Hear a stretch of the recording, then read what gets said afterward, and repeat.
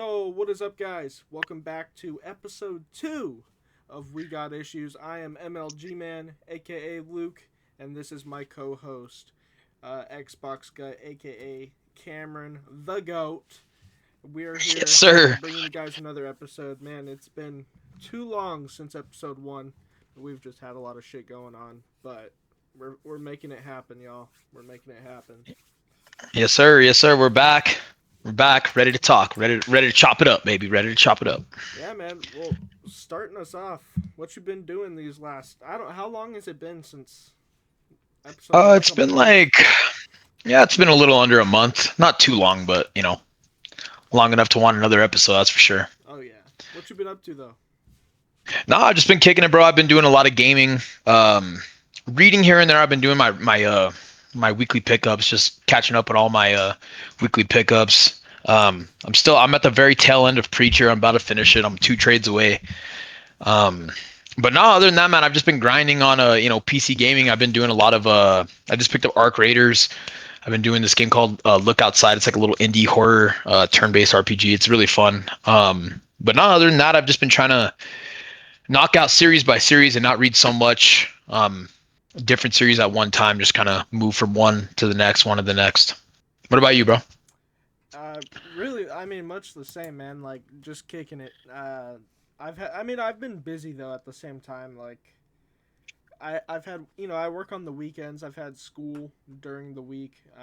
Trying to get back into getting my diet and exercise straight. So I started working out and getting my lifts in again. Um, but I mean, at least back in October, I felt like my reading wasn't too hot. Like September was a hot month for me as far as reading. Like I read like 30 books or something like that. Like it was crazy. Like trades or whatever, and a few omnibuses I read in September. But October, I literally only read. I read the X-Men Age of Apocalypse. It's like three collections. I read the first 7 volumes of Dragon Ball Z, and then right at the tail end of October there, I read the first Berserk Deluxe Edition. It's like the first 3 volumes, and that's really all I got to read last month. So, but yeah, man, I was playing quite a bit of video games too. I'm trying to think. I played Ghost of Yote throughout October. That was super sick, man. You gotta tap in at some point, bro. Uh, Yeah, for sure. Whenever they come out with a PC port for it, I'll definitely pick it up. bro, it's one of the most beautiful games I've ever seen. And the Yeah, Tsushima was definitely up there for one of my most like visually pleasing like open world games. They tend to cheap out in the visuals whenever it comes to open world games. Like the last open world like game that I really enjoyed was Assassin's Creed Odyssey. I don't know if you ever played that one or seen it, but it's oh, like trying to think. I don't think I played it, but I know what you're talking about. yeah, it's like Assassin's Creed set in like the Spartan era with like the Arcadians, the Spartans, the Persians and shit like that. It's fucking incredible. It's not really an Assassin's Creed game like at all, to be Mm-hmm. honest. It doesn't have any like assassin shit in it, but very good game for what it is at face value. That's good. I'm just messing with my headset real quick. The volume was being weird, but I think I got it straight. I'm using For Kayla's sure. Kayla's headset. It's like these cat ears, dude. Yeah. She's behind me, but Yeah, yeah, yeah. yeah, dude, there's some great games out there with. It's crazy what they're able to do with video games now and the visuals, man. Like Oh yeah, for sure. just looking back 20 years ago or even like a decade ago and versus now, man, it's insane.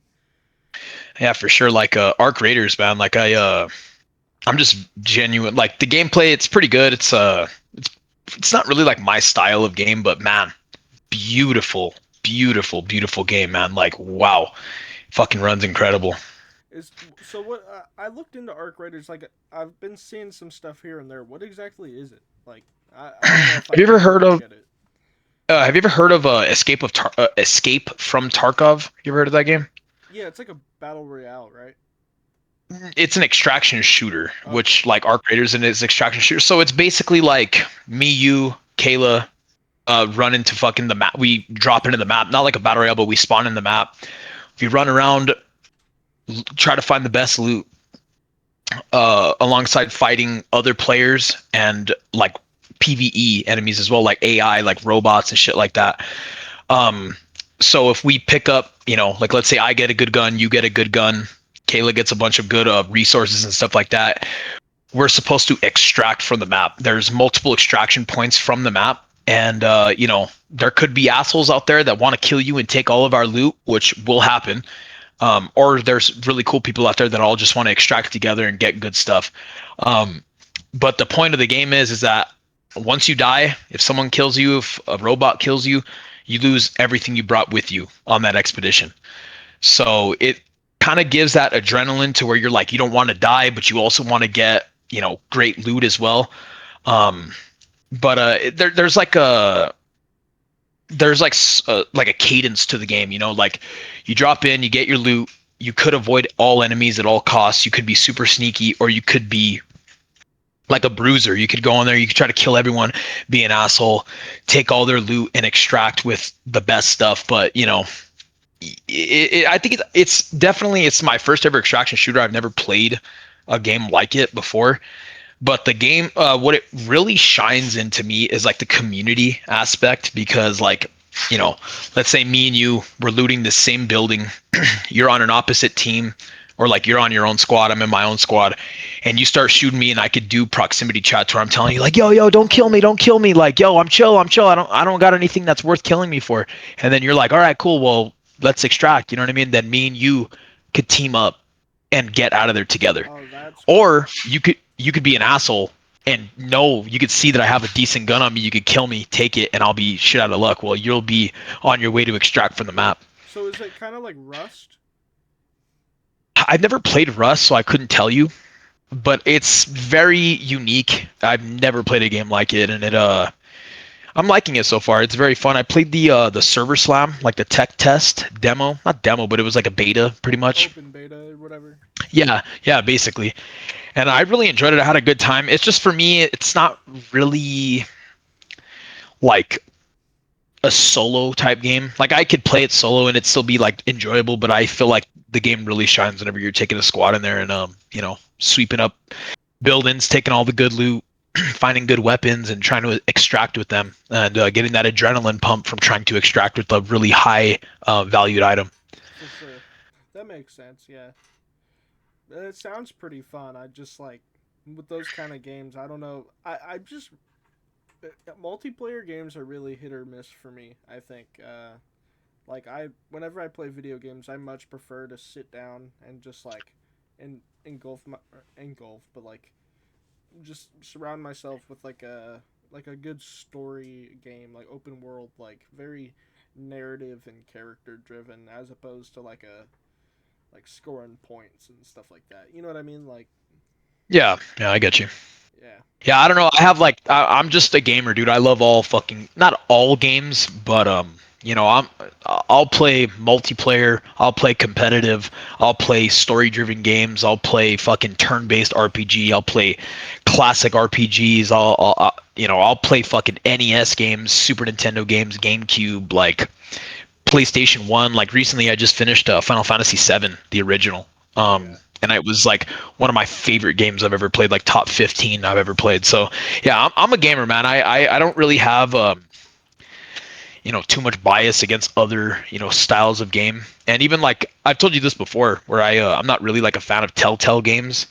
Yeah. Um, I don't know, they're just not my style of game. But I ended up picking up The Walking Dead, the definitive like collection where it has like all 4 seasons and both DLCs with it as well. It was only like $5, so I'll spend that shit at Church's Chicken in one sitting. You know what I mean? So I'm Yeah. like, yeah, might as well. Yeah, so you know how it is. Yeah, I'm just a big gamer, man. I like consuming like media that like I don't know, man. Like it appeals to me because I'm a reader, gamer, and I'm not really like I'll read anything like from fucking Dorohedoro to One Punch Man. They're very very different flavors, but they're just cool, man. I enjoy cool things basically. Yeah. No, I feel you, man. I guess when it comes to video games, maybe I'm just a little bit more picky, but I definitely get what you're saying. Yeah. But yeah, I mean, I'm trying to think. Lately, I finished Ghost of Yotei, and then I needed something to play. And I picked up. Well, not like I already owned it, but on a whim, I started playing the Batman Arkham games because I was Hmm. just feeling like been in a Batman mood lately. I guess because it was like Halloween and all that, you know. But Yeah. I started playing the first Arkham game, and it's been pretty cool. Like it's low key kind of like a horror game. I won't lie. Yeah, a lot of people, dude. I never played them. I have, but in my youth, like I was like maybe 10, 11. Whenever Arkham, what is it? Uh, Arkham Asylum, is that the first one or the third one? It's the first one, yeah.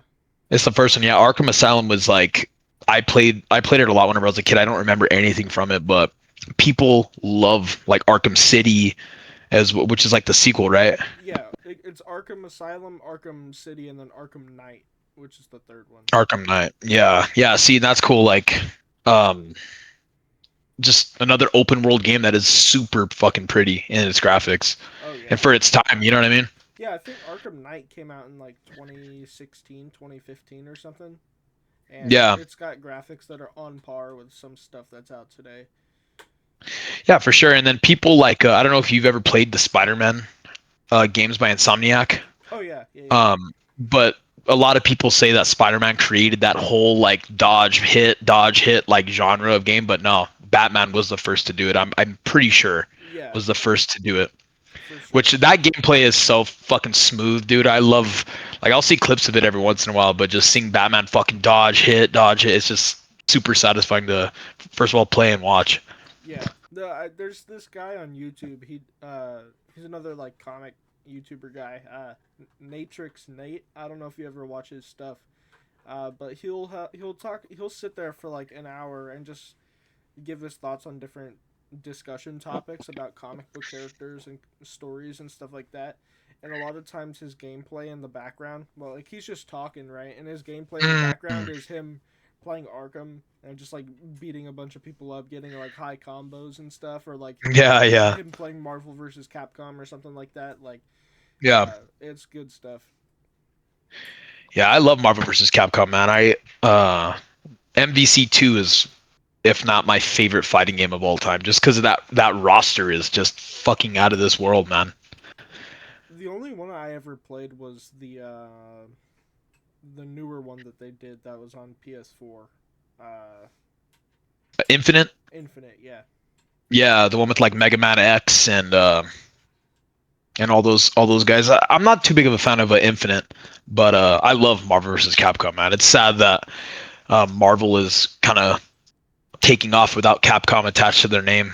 Like I don't know if you've seen a Marvel Tokon Fighting Souls. That's a wild fucking name, but it's a new Marvel fighting game. But it looks almost exactly like what a Marvel vs. Capcom 4 would look like, but it's just only Marvel like Star Lord, Doom, Batman, or not Batman, Spider Man, um, Iron Man and all that shit. It's just I love Marvel vs. Capcom, and to see them break up is kind of sad. Yeah, that does suck. But I did see that game, like the gameplay. It looks really cool. Oh yeah, for sure. I'm definitely gonna be picking it up for sure. I'm a big fighting game guy as well. Like I have an arcade stick and shit. Oh, I love really? Tekken. Yeah, yeah. Tekken 8. I've put a ton of time into Tekken 8, and I'm still so bad at it. But yeah, that game is awesome. I've never been too good at fighting games, but I did play when I was growing up. The fuck was it called? Killer Instinct.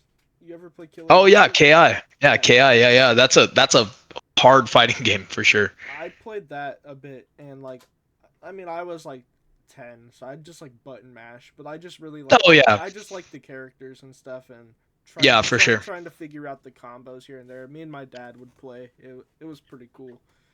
Yeah, KI has some pretty cool like guest characters as well, which is like one of my favorite things in fighting games is like getting like fucking Alien versus Predator and Mortal Kombat X. Like that shit to me is awesome. And Yeah. KI had the Arbiter from Halo. Oh It yeah. had a Rom from Gears of War. It had trying to remember. I don't think I can remember the other ones, but those two are just like, come on, that's fucking insane. Yeah. How do you? So have you played Mortal Kombat 1? Yeah, of course. I put a ton of time into Mortal Kombat One. That was the first game that I actually used my arcade stick on. Oh really? I was a smoke main. Okay. Cool. Yeah, I was just wondering because that's one that my buddy. I haven't played it, but that's one that when that came out, my buddy was playing that a bunch, and like he was telling me they've got a bunch of stuff in there, like they got Homelander and Omni Man Oh in yeah, there. Yeah. sick. That's all, dude. That's so like the guest characters in that game are awesome. Like you got Ghostface, Omni Man, Homelander, the T-1000 from fucking Terminator 2. Like Oh hell yeah. just some deep cut characters that are sick. Yeah. Did you ever play? I played it before at my cousin's house a long time ago, but they had this Mortal Kombat game where it was like Mortal Kombat versus DC or whatever. Yeah. I definitely have played that in my youth. That was around the era of like Mortal Kombat 9 on the 360, on the Xbox Yeah, I 360. remember it being a And 360 game.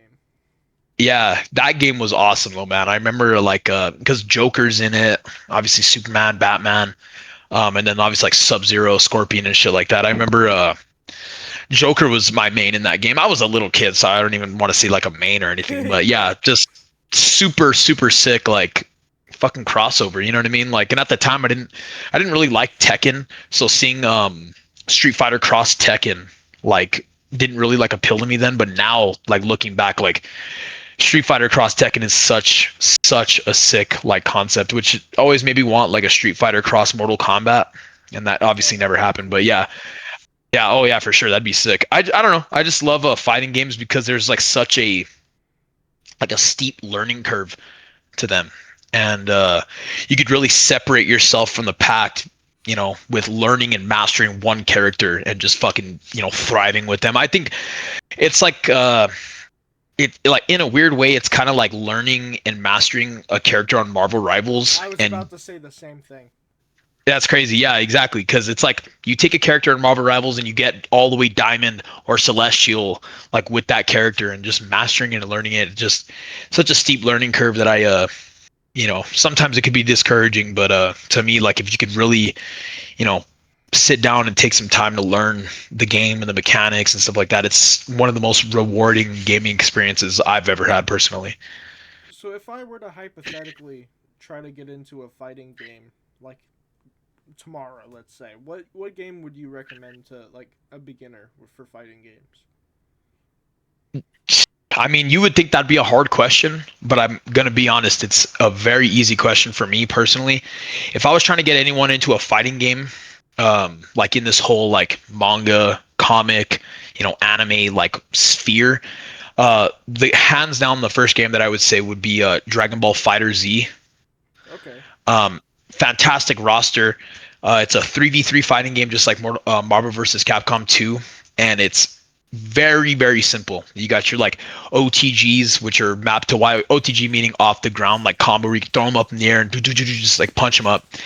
Yeah. Um, and Dragon Ball Fighter Z is like, if not the best looking fighting game I've ever seen. It's literally like a fucking anime like battle going on. The supers look insane.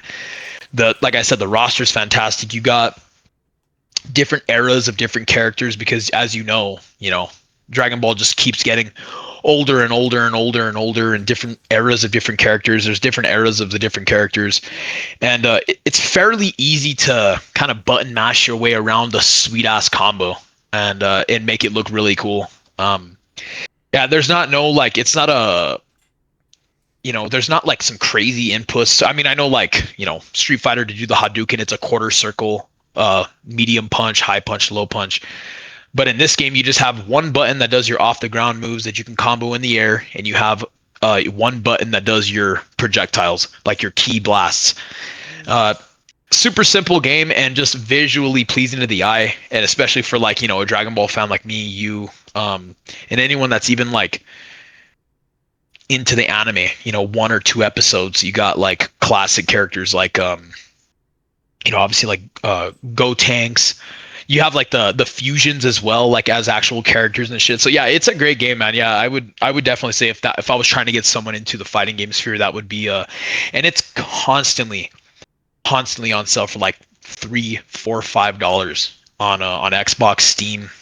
So yeah, that would be definitely something I'd recommend. I think so. It's funny that you brought that up because I actually have that. Oh really? I bought it on sale on. I have it on the Switch. I bought it like 5 years ago. But I couldn't figure out like it's funny. I couldn't figure out how to play it. Like I played it, but I couldn't figure out how to get good at it or like do the combos very well. So I kind of like dropped it. But I'm thinking maybe I should go back and try to like replay it like actually because it is a really good looking game. Like I Oh yeah. remember when it came out. Uh, it's a bit of an older one now too. It's like probably 7 years old or something. Yeah, which is Like crazy because 2018 maybe. I don't know. yeah, it's crazy because there hadn't been support for that game in like 2 years, and just out of nowhere, the developers, I think Arc System Works is the creators of it. They're coming out with a brand new update, brand new characters, brand new maps. So it's coming back to life. Oh shit, that's cool. Yeah, it's pretty cool. I almost bought it on sale on Steam, but I was like, nah, I'm not really into like fighting. I'm not like really into fighting games as much now. And maybe the reason why you couldn't get into it is because I was already in like deep into the fighting games, dropping like 7, 8 hour days on fucking Tekken, and just looking for that next fighting game to like learn and just have a good time with. So maybe that's probably why. I still think it's a great game though. And Yeah, and I another would thing imagine. too is playing a fighting game solo is one of the most discouraging uh like fucking things you could possibly do, like other than like playing a battle royale by yourself. Right. um I think taking a friend, just even one that doesn't really know the game as well, like you and him are on the same like playing field, and taking them into that game, and both you guys are learning, making progress, mastering the characters. And then it also doesn't help that it's a 3v3 where you need to learn three different fucking characters just to be able to do good. So yeah, I totally get where you're coming from. Yeah, I've had my fair share of like uh playing a fighting game, and then the only people I am able to play against are people that have put 200 hours into the game at least, and Exactly. just Exactly. just get smoked every time. It's like why am I here? Yeah, Like that's how it exactly. feels Totally sometimes. discouraging. Like some of my buddies, they're big into like they played the Fighter Z a lot, and then they're all big into Smash. So like I Mm. would play Smash just to have fun at like the lunch table back in like middle school or like even early high school. Yeah, um, and just get smoked. Like Yeah, Smash is a different beast, man. I remember I used to go to tournaments in the city I live to play against other people for like money. oh uh really? yeah, and Smash Ultimate. I was like fucking terrible at the game, but I was just so into the whole like FGC, the fighting game community, that I like where I live, there's not really much. Like you can't go find a TCG like shop and fucking play with other players and shit. Like there's not really much of that. So whenever I found an FGC in my city, I almost felt obligated to go because I was like, dude, I'm in this game. I want to learn. I want to get better, and might as well just go to a place where other people enjoy the same thing I do, even if I'm not good. Or, it was still a great time, but some memories I'll never forget for sure. Yeah, that's really cool, dude. Yeah, it I was a didn't good think time. about that. Like looking for like local communities and stuff like that's a good idea. That's pretty cool. Yeah, are you into the TCG at all? Like into any? I used to be pretty big into Yu-Gi-Oh, like Oh, okay. but I fell out of it for a while because a few years like I was big into it in middle school and I was like decent at the game, um, but I moved around a lot and then kind of lost a lot of my friend groups when we would play it. And then wherever I moved, Yu-Gi-Oh wasn't that big. Like most people were playing Magic, and Mm. I'm not big into Magic at all. So I don't know. I haven't. And Magic is like the biggest TCG. Am I from my like outside look in? I always everybody plays fucking Magic. Oh yeah, like every shop that like TCG shop I would go to in like the last 5 years, I'm like, hey, do you guys carry Yu-Gi-Oh? And they're like, no, we just carry Magic and Pokemon. And I'm like, all right, whatever. Mm. You know, like they don't host Yu-Gi-Oh tournaments or anything like that. Like I feel like I don't know, it's a little bit more niche these days. Yeah, for sure.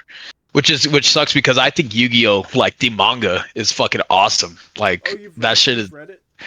I haven't read it, but I love the classic, the Shonen Jump, just the single tankobon volumes of it. Like they're just visually pleasing to the eye to look at. It's always been a series that I've always wanted to get into, but it's because it's split up into like what, three different series, right? It's like Yu-Gi-Oh, Yu-Gi-Oh Duelist, Yu-Gi-Oh, like some shit. But they're like three different series, but it's one continuous like story. I don't know. I just know Yu-Gi-Oh and then Yu-Gi-Oh GX and then Yeah, GX, yeah. I think was it? GX is a completely separate like timeline from like the Yu-Gi-Oh, and then it's like Yu-Gi-Oh Duelist and then Yu-Gi-Oh, like there's like, you know, One Piece has like the little bars on the tankobon volumes Oh that yeah, says yeah. like Water 7, Thriller Bark, New World. That's exactly how it was with those Yu-Gi-Oh volumes. Oh, I didn't even know that. I didn't read the Yu-Gi-Oh manga, so I didn't. Yeah, I had no clue. Yeah, and that whole manga, the whole omnibus line, the whole GX line, the whole original tankobon line, those are fucking like severely out of print. Hmm. And I'm not too big of a, digital reader. I will if I have to, if I'm really, really, really into the series. Um, but nah, I just wasn't willing to read it on the Shonen Jump app. I got you. Yeah. Now, as far as Yu-Gi-Oh, I never read it, but I watched a good amount of the anime back in the day. I watched like most of the original. I don't know if I ever finished it, but I watched a good amount of GX and what they called Yu-Gi-Oh Zexal. Like it's kind of a weird name, but Mhm. they had some pretty cool shit in that one. I watched. I think I finished that one. I don't remember, but it kind of gets boring after a while because it's like the same shit, just like different characters. You know what I mean? I don't know. Yeah, like tournament arc after tournament arc after tournament arc, pretty much. Yeah, it's like, oh, the fate of the world lies in this fucking card game. You know, it's like I don't know. No, I totally, I get what you're saying. I get what you're saying. Yeah, yeah. Let's fight these fucking extraterrestrial terrorists with our cards. Like what? It's Hey, so bro, that sounds stupid. appealing to me. That Hey, sounds appealing to me. yeah. But after a Nah, I don't while, know though. it I feel just gets like, yeah, ridiculous. yeah, for sure. Yeah, I think that's where like a series like JoJo really like shines because it's not just set to its one, storyline to where you could just hop from, not hop, but you just start from part one, part two, part three, and they're linked, but in a way they're not really like crazy linked, where you're because I know Jotaro, which is my favorite character in all of JoJo, but I know he's a reoccurring character to part after part after part after part. But there's not really, you're not ever following one single MC throughout all of JoJo, which I think Rocky has like a just a special series, man. Like he does JoJo right, man. JoJo is fucking awesome. Well, speaking of something like JoJo, I don't know if you've been picking it up, but I haven't, bro. I know what you're gonna show me. No, I haven't, bro. I haven't. you I saw want that to, dude, coming a but mile away. yeah, dude, I haven't fucking been able to find them, dude. Literally, they're gone everywhere that I look. I mean, I'm not like actively going out every day trying to find it, but I think that's probably just gonna be a fucking an Amazon bulk purchase. Like I'm probably just gonna have to buy like you know volumes like one through I think 5 and 6 come out this month. No. Well, five and six come out at the beginning of December, like December 1st. Oh, okay. They come out with two at a time, and they come out the first of the month. Oh, I see. So they just came out with 3 and 4 then. Yeah. Oh, okay. Yeah. Yeah, I think I it'll just be got like mine a in. I just got mine in the other day. yeah. Let me see how thick they are. Uh, yeah. So this is like a normal Tonkabon. This is Dragon Ball Z, and then Oh, so they're 2-in-1s. yeah. Yeah, well, it's gonna take a while to get caught up, but I'm excited, man. I love Baki. The fucking anime is awesome, awesome, awesome, awesome. I'm hoping to read this month, dude. I'm very excited. Dude, I've been wanting to get to my Immortal Hulk omnibus so bad. I'm Oh like, yeah, man. I've been like really like wanting to read my fucking omnis that I bought, but I'm just like, I mean, I don't know if you want to talk about it, but Yeah, my go ahead. experience with Preacher, man. Yeah, go ahead, bro. Preacher has been such an up and down. I know you just bought it, so I'm not trying to like sway you away or anything like that, but it has been one of the most highest of highs that I've ever read in a comic to like some of the most fucking boring like what are we doing here type shit. Like like the whole Saint of Killer's background, his whole origin story, that whole because there's an entire trade of just that. It's trade 3, right? I think I think it's 4. Yeah, it's 4. it's 4. Okay. Yeah, so like, dude, trade 4. So like trades 1 through 3 are carried upon, in my opinion, I feel like trades 1 through 3 are carried upon the mystery of Jesse Custer going after God and who the hell is the Saint of Killers, and why isn't Cassidy showing his eyes, and like just like a lot of it is built on mystery that keeps you going and going and going and wanting to figure out you know these like specific questions that the book presents to you. And then you finally get like the Saint's backstory. You get the all out war in the sun, which is another great arc, but it was like within its own like trade. But like, man, there are some arcs in Preacher that are just, they overstay their welcome way way too long, man. Like Hmm. there's an arc with these like vampires, and which is like, it's like at like face value sounds cool. I think I remember that in the show when they're in New Orleans. Yes, yes, and like Jesse Custer's trying to hallucinate like with that guy playing the drums and shit like that with like the big old cobra. I don't know if that was in the show, Maybe. but the whole like arc premise is that Jesse Custer's trying to get to this one specific like shaman, and the shaman is supposed to reveal Genesis's like motive in his head. Huh. Well, the whole fucking trade was just like literally like following these like vampires that are just fucking despicable people. You don't care about them, and it's literally just following them for like issue after issue after issue after issue, and then it's like, dude, like, and then finally the final issue is Jesse Custer going in his head trying to figure out what Genesis, and they never show Genesis. They don't show the Saint.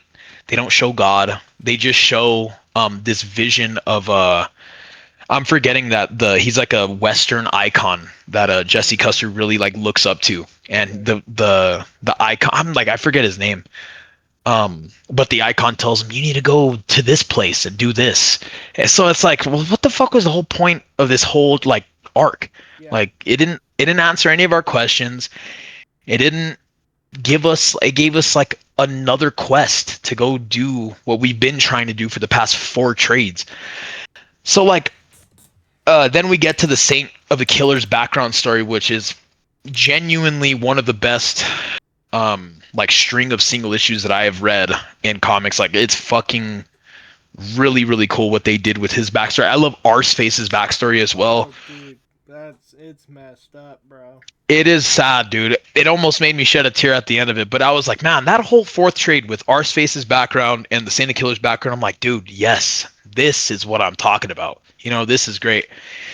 Then we get into trade 5, then 6, and we're kind of like at the end of trade 6. I'm like, oh shit, all right, here we go. Something crazy's happening. I'm not gonna spoil anything, but I'm like, oh shit, here we go. Something nuts is gonna happen. And then the entire 7th trade is just Jesse Custer in this random town, like not pursuing what was presented at the end of trade 6. And I was just like, dude, what in the fuck is like this whole, like literally for like 250 pages, dude, it's like it has nothing to do with the main arc of the story or like what the last trade presented to you. Like, because at the last trade, it's kind of like a, oh shit, what the fuck is Jesse gonna do, you know? And then it like Jesse just like doesn't do anything about it. He just fucking goes to this random town to like blow off steam, and this whole trade revolves around him and his tribute, like trouble in that city. And like, I don't know, man. I just like, I'm like, all right, we got 2 more trades left, and I haven't had any of my mystery questions answered. I haven't had any of, I haven't had any more intrigue happen.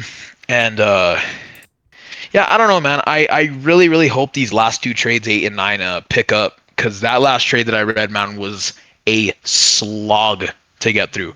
Like, Yeah. like pretty bad, dude. And I'm just like, I'm just getting nervous because I want Preacher to be good because I enjoy it. But I'm just like asking myself, like, what is the point? What is like Garth Ennis like trying to fucking tell us with these weird, just super hyper sexual fucking weird ass stories that have like nothing to do with the main quest? You know Yeah. what I mean? Like, I don't know. It's just like, I don't want to talk in circles, but have not been a fan of Preacher since I hit like trade 6. Like trade 6 was decent. It had a great ending. And then trade 7 was just such a fucking like off a cliff fall off for me. Like what are we doing here, Garth? Like, come on. So, question. In the show, Jesse goes. He has like a fight with Tulip, and then he goes to this area in like the middle of the desert where there's like this house. It's like a bunch of freaks that are there. Is that what you're talking about, where he blows off steam, or no? No, no, no. That's after. So that part you're talking about, there's a part that happens in the desert and shit like that, but Tulip and Jesse Custer aren't fighting. There's a couple of times where they do fight, but it's before this. And the desert part is like, it's called the All Out War in the Sun. Okay. And a lot of shit happens at that arc. It's really cool, but it's only like maybe 3 issues long. And it's just like the whole previous part of the trade was building up, leading up to that war in the sun, which it was really good. But after that, there's like something that happens to Jesse Custer where him, Tulip, and Cassidy get like split up for like months. Like a whole time skip happens. I'm trying to think. And I don't know. Continue. I'm sorry. no, it's fine, dude. It's fine. And then like, like Jesse fucking comes back and he fucking sees like Tulip and Cassidy together, and then you're like, oh shit, what is Jesse gonna do? And then he goes to another fucking town and Oh, like, it was that. Oh, because there was that shit where he was like stuck with his family, like his adopted family or whatever. Like the was that before or after? I'm pretty sure that was before. I think I know what you're talking about. That was like early on Okay. in the comic, like very early on, where he like goes back to his home like town with like his weird ass grandma and shit. Yeah, yeah. Okay. Never mind. Never mind. No, it's fine, bro. I know that I actually read last night, or not last night, like 2 nights ago, that the comics pacing is a lot faster than the show, because I guess the first season of the show takes place within the first issue of Preacher. What? Yeah, that's what I read online. So I don't know if it's true. the first season of the show is just the first season is Jesse getting Genesis and sort of figuring it out. Like the first like half of the season, he doesn't even know what it is. Like he doesn't even know how to use it, and like by like the first few episodes in, he starts to understand like how it works kind of, and then he starts using it, and Tulip is trying to bring him back in, and he finds Cassidy, and it all takes place within that town. And And then, that town, he leaves that town at the end of issue 1. dude, that's fucking wild. Yeah, it's the pacing is from what I've read is very, very, very different. Um, Interesting. so yeah, I don't know, man. Like I think with what I'm telling you, you might end up enjoying it more than I have. But you gotta go into it knowing that there's a lot of fucking just like like shock value, like a Oh yeah, lot, a lot of it. And it's I like, told you that when I recommended it to you when I was telling you about Preacher for the first time. I told you that. yeah, yeah, which there is, but you would think that it would be like shock value, like that actually means something meaningful to the overall arching story of the book, which is Jesse trying to find God and make him atone for his abandonment, basically. And no, man, it's just like, did you get to the part in the show with the KKK? Uh, I don't even know if that was in the show. So yeah, that's the whole like side quest arc that was in Trade 7 that I was just like not into it like at all. Well, we're talking about the guy who wrote The Boys here. You know. Yeah, which is fucking even like to me like I literally like as much as I didn't enjoy The Boys, I enjoyed The Boys more than I'm enjoying Preacher right now, which is fucking Damn. insane to say. Yeah, dude, I like the first half of Preacher like a lot, but I'm really hoping that trades 8 and 9 will pull me back in and reel me back into really enjoying it. Like Invincible, for instance. Like not really a big fan of the first book, but man, books 2 and especially book 3, like fucking really reeled me back into that whole universe and world and caring about the characters and shit. For sure. Yeah. No, that's interesting. I guess I mean I would assume the comic and the show were different, but I didn't realize just how different they were. Like it Yeah. almost sounds like two different stories, kind of like. And it's like funny because Arseface isn't even in the book anymore. Huh? He's like completely he's like a rock star. Oh, He really? yeah, he's like super fucking famous in this band. And yeah, I haven't seen anything of him in Did like a whole trade and a half. Was there stuff in the comic where like he was in hell and he was like friends with Hitler?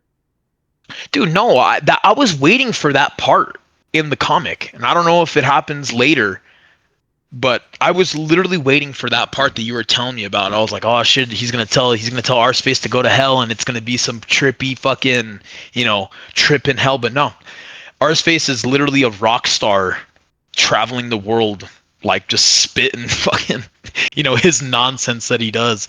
So Yeah, yeah, I don't know, man. I like looked it up too, and people love Preacher, love it. And I'm like, am I like missing something here? Like what the fuck is going on? right. Interesting. Yeah, I'll definitely have to read it soon then, sooner than later. Because I mean, I enjoyed the show for the most part, the TV show, and then I had just heard, from countless people that the comic is like, the best thing since buttered bread. You know what I'm saying? Like, Yeah, yeah, yeah. yeah, it's interesting. Yeah, man, and I'm just like, I couldn't imagine being a monthly puller of that book as it was coming out and like wondering when the fuck, dude. There's like, I'm not joking, Luke, when I say this. There's like 10 to 15 issue runs where Genesis, you don't, he never speaks the word of God through Genesis ever. Mm, Like he rarely, dude, like literally, it's been like fucking 10, 15 plus issues since I've seen him use the word of God, and it was only once. that's whack. Yeah, dude, I don't know, man. I feel like I want you to read it so you could kind of let me know what your thoughts are if I'm like missing something. But really hoping that 8 and 9 pull me back, and that's not too much reading. It's only like 400, 450 pages left. But man, that 7 trade really fucking was like, oh, God, what are we doing here, man? And the yeah, That's insane. just yeah, man. I'm like I said, I'm really trying.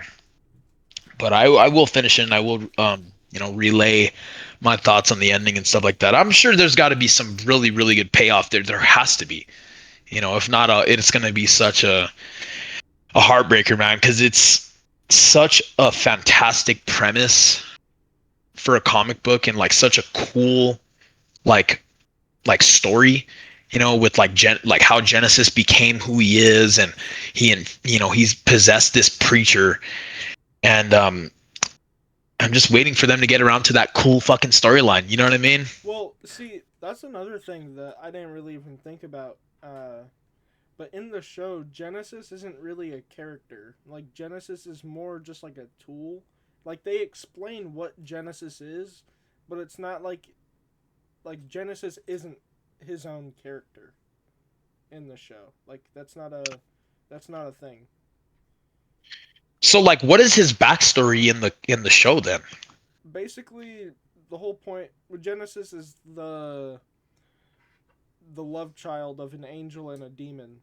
Oh, okay. So I'm trying to think of like, yeah, because that's the same way in the comic as well. But I'm trying to think if there's been any like characterization of Genesis itself. And thinking back, I don't really think there is. I think I Okay. agree with you that he's like just like a tool. Okay. Um, but yeah, I'm like trying to think like what is even the point Hmm. of it? You know what I mean? Like that's why I'm like really hoping 8 and 9 are good. It like kind of comes full circle because yeah, it just seems like the main quest has been like it's like Fallout 4. You're supposed to save your son, right? But you end up fucking doing a fucking whole farm. You end up going to save a mutant. You do all this side shit, and then you finally come around to doing what we came here for. Hmm. And I feel like, yeah, man, I just like there's no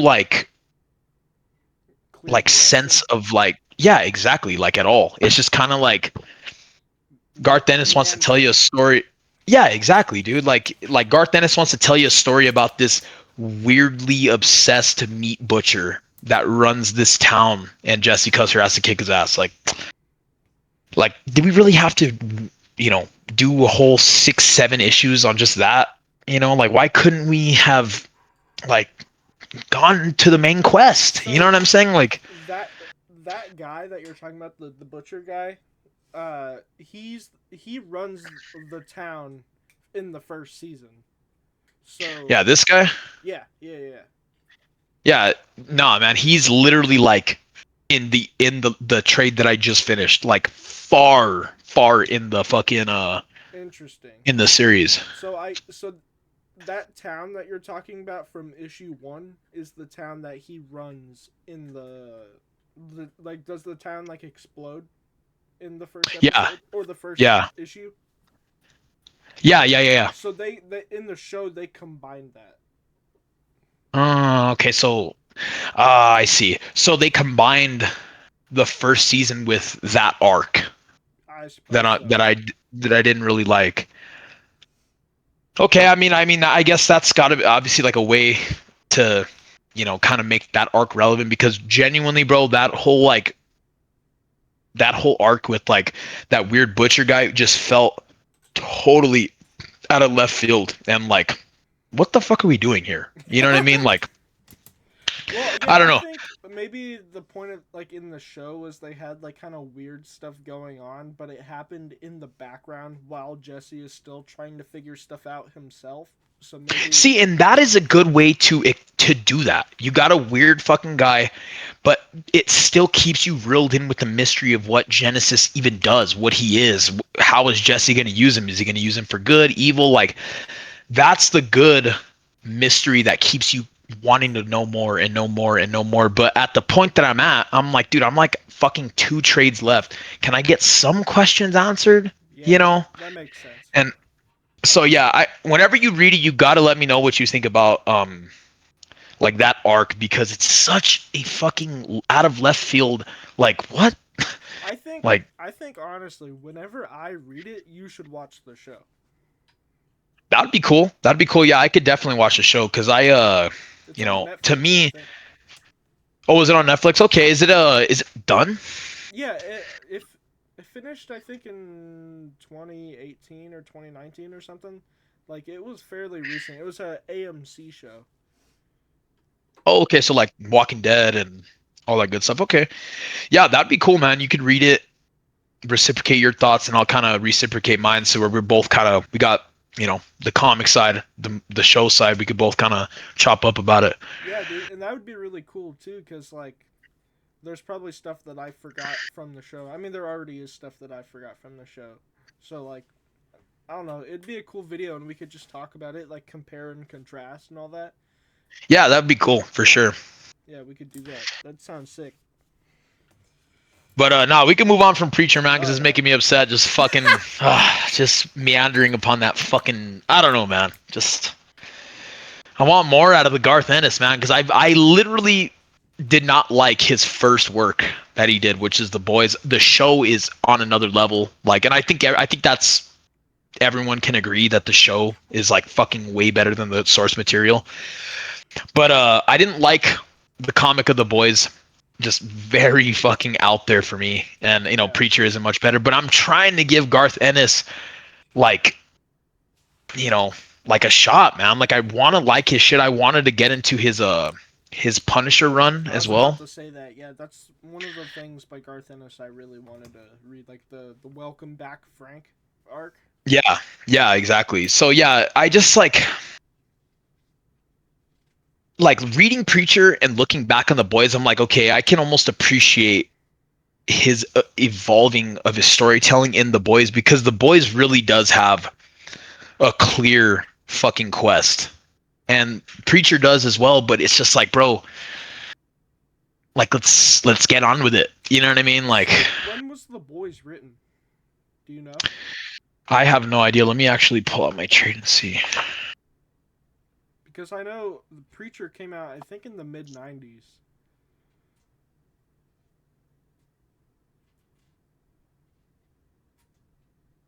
I'll just Google it because I think it's telling me the publication of the first of that Omni. Let me Right. see.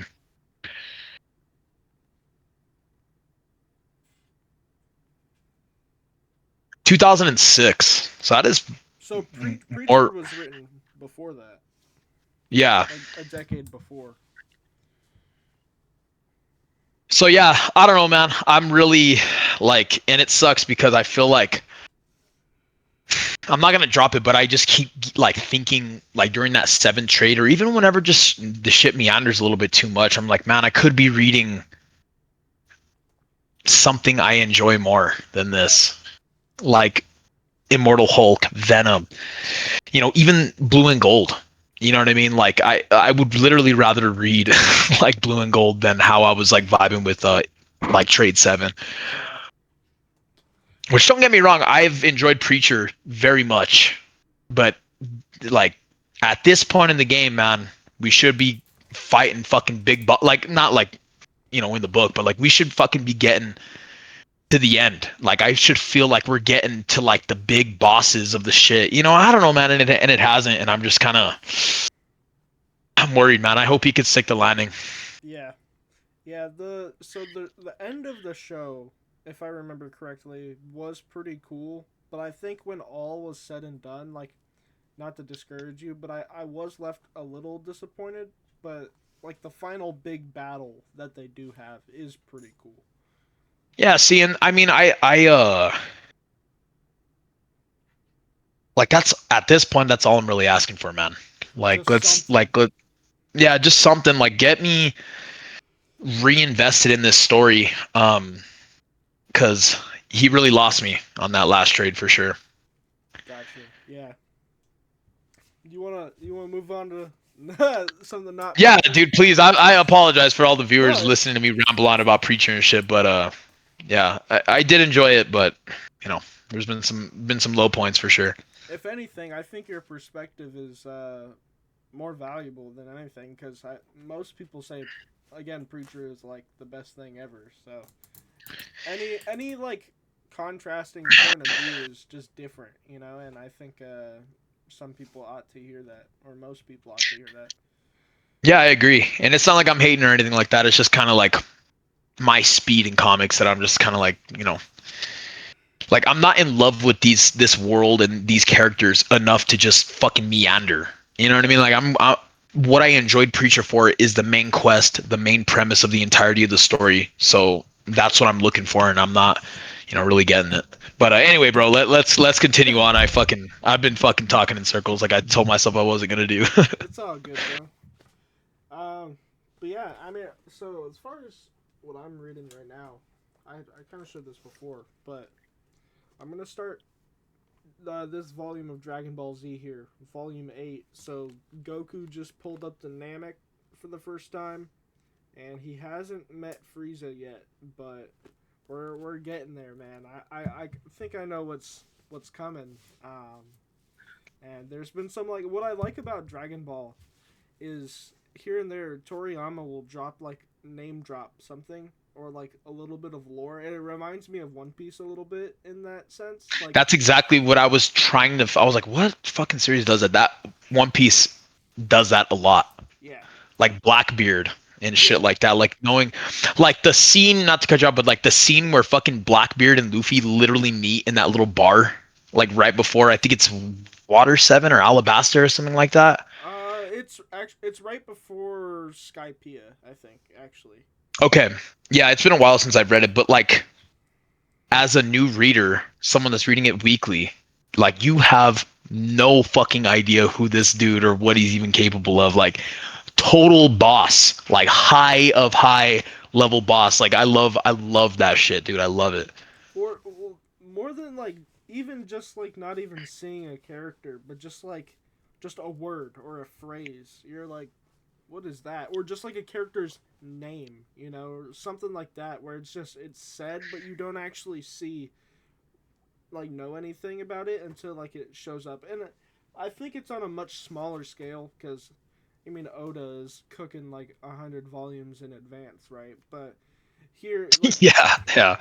you'll see it show up soon. But like for example, like a couple volumes ago, one of I think I don't remember if it was Nappa or Raditz or somebody, but they were like, have you might even have the power of the Super Saiyan, and it's like, oh shit, man, I think that was Nappa. yeah, Cause Raditz is like really quick.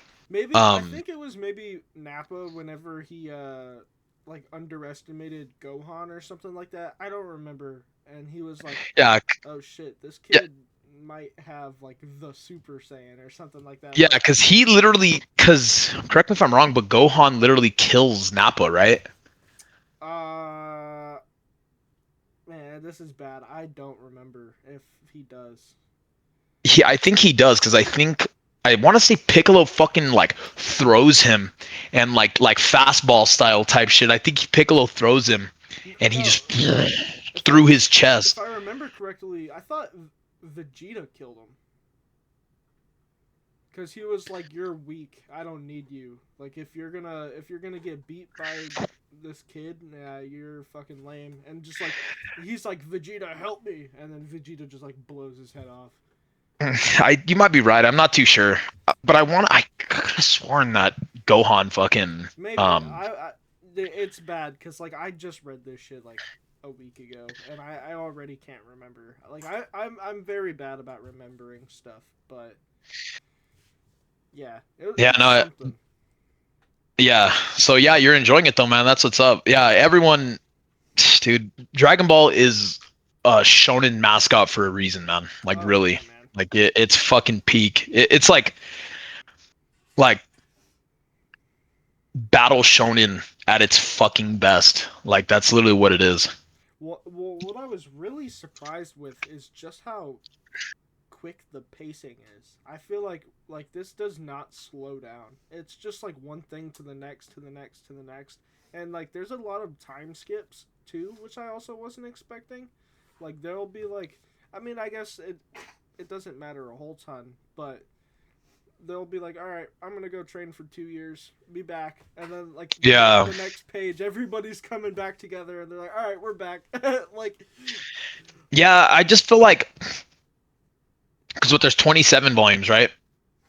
something like that. Yeah. Like there's 27 volumes and you got to tell an entire like what like there's like fucking five different battle arcs that happen within 27 volumes. I feel like obviously the pacing could be good, but it could be better. But it's like with a battle shonen where it went from being a comedy series from Dragon Ball to the battle shown in that Dragon Ball Z is, I feel like there is no time.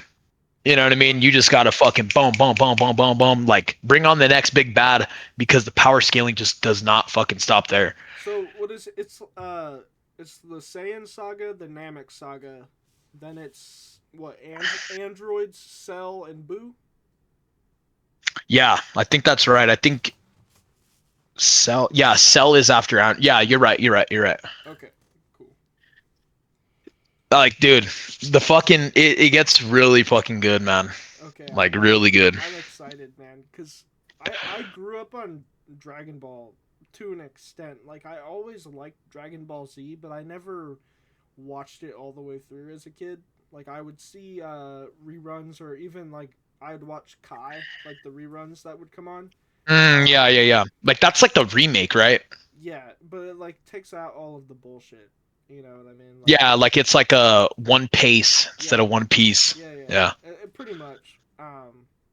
But yeah, I always loved the idea of Dragon Ball, and I know I think I told you this before, but I watched like Dragon Ball Super as it was coming out. Like I just randomly turned on to Adult Swim one day, and it was literally the premiere of Dragon Ball Super. Like and it Yeah, yeah, you were like telling me about that. I think last pod.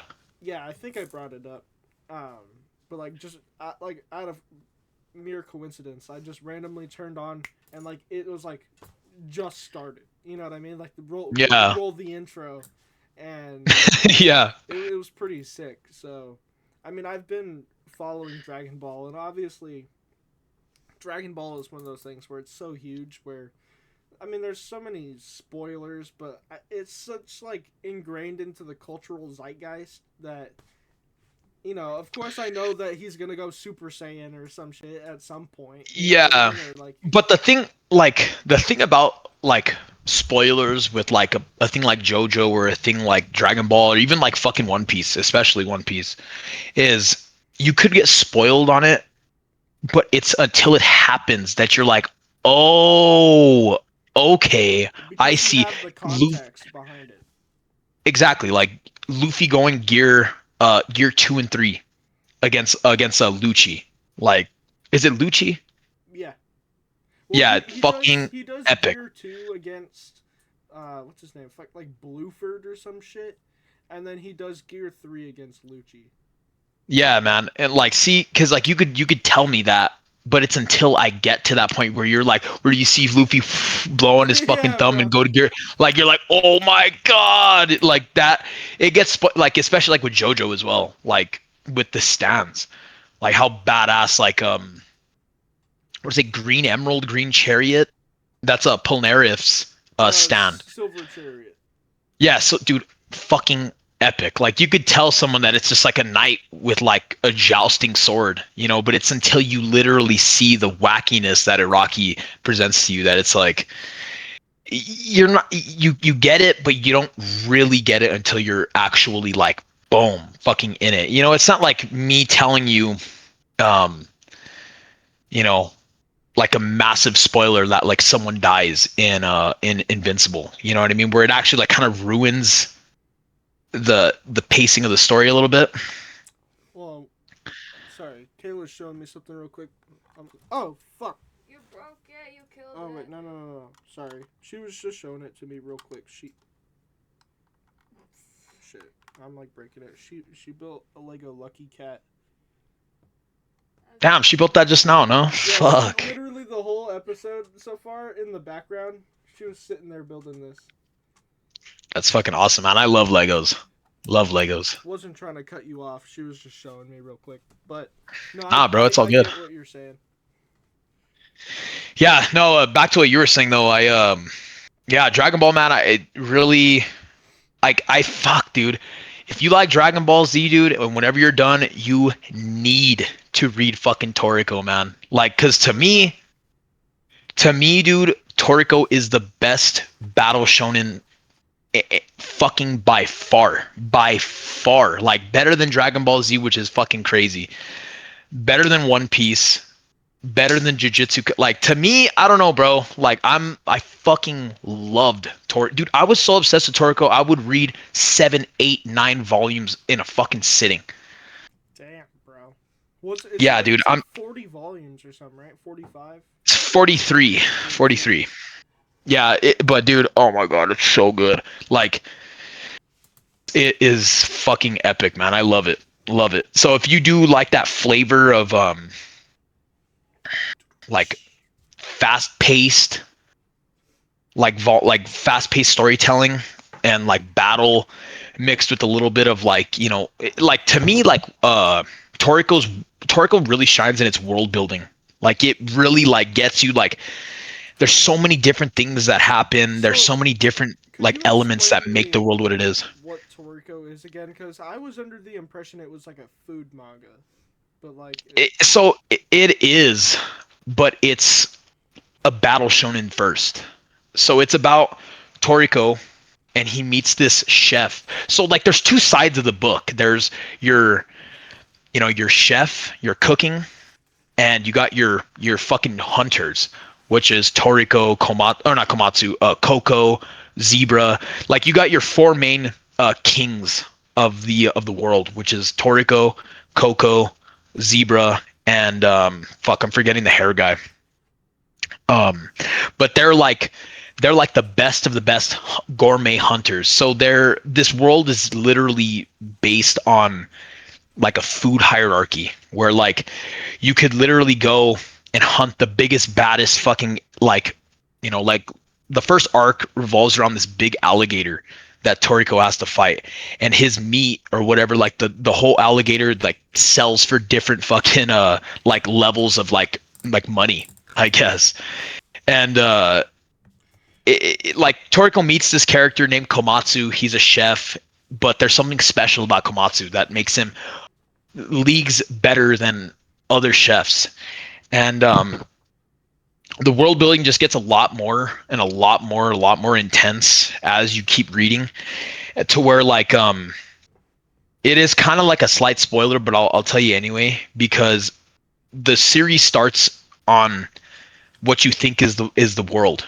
It's called the gourmet world, but then it gets revealed that you're just on a little tiny section of the fucking of this massive like planet of oh where shit. like it if like Toriko goes, like there's a section of the book where they try to travel from their little gourmet, it's called their little like island that they're on isn't called the gourmet world. The outside rim is called the gourmet world. But I can't remember what the center is So called, it's but it's like kind of like One Piece, in like that how the new world is. yeah, yeah, Yeah, yeah. exactly. So like you get like your standard battles with like fucking ostriches, different like low level, and it's kind of like Dragon Ball where you have like that eye thing where they show the level of the different enemies, The scouting. and they're called yeah, exactly. And you start like getting higher and higher. You start off with like, a level 1 beast uh can only be taken down with like 10 men with fucking rifles, right? That's how powerful a level 1 beast is. Well, you start getting into the shit where like there's like level 700 beasts and shit like that, to where the power scaling just starts getting fucking insane. And in the gourmet world, like the outer rim, there's these things called the eight kings that run the gourmet world, and one is like a massive fucking whale, one is like a big ass like a literal dragon.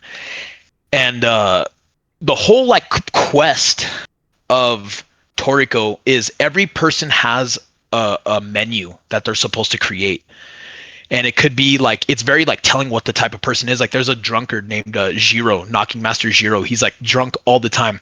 Well, his gourmet menu is literally consistent of nothing but alcoholic stuff, like just like random like shit that's like infused with like liquor, beer, all this other shit. So whatever the gourmet menu you create is like kind of telling what kind of a person that they are. So the whole quest of it is for Toriko to find his menu and try to make it out.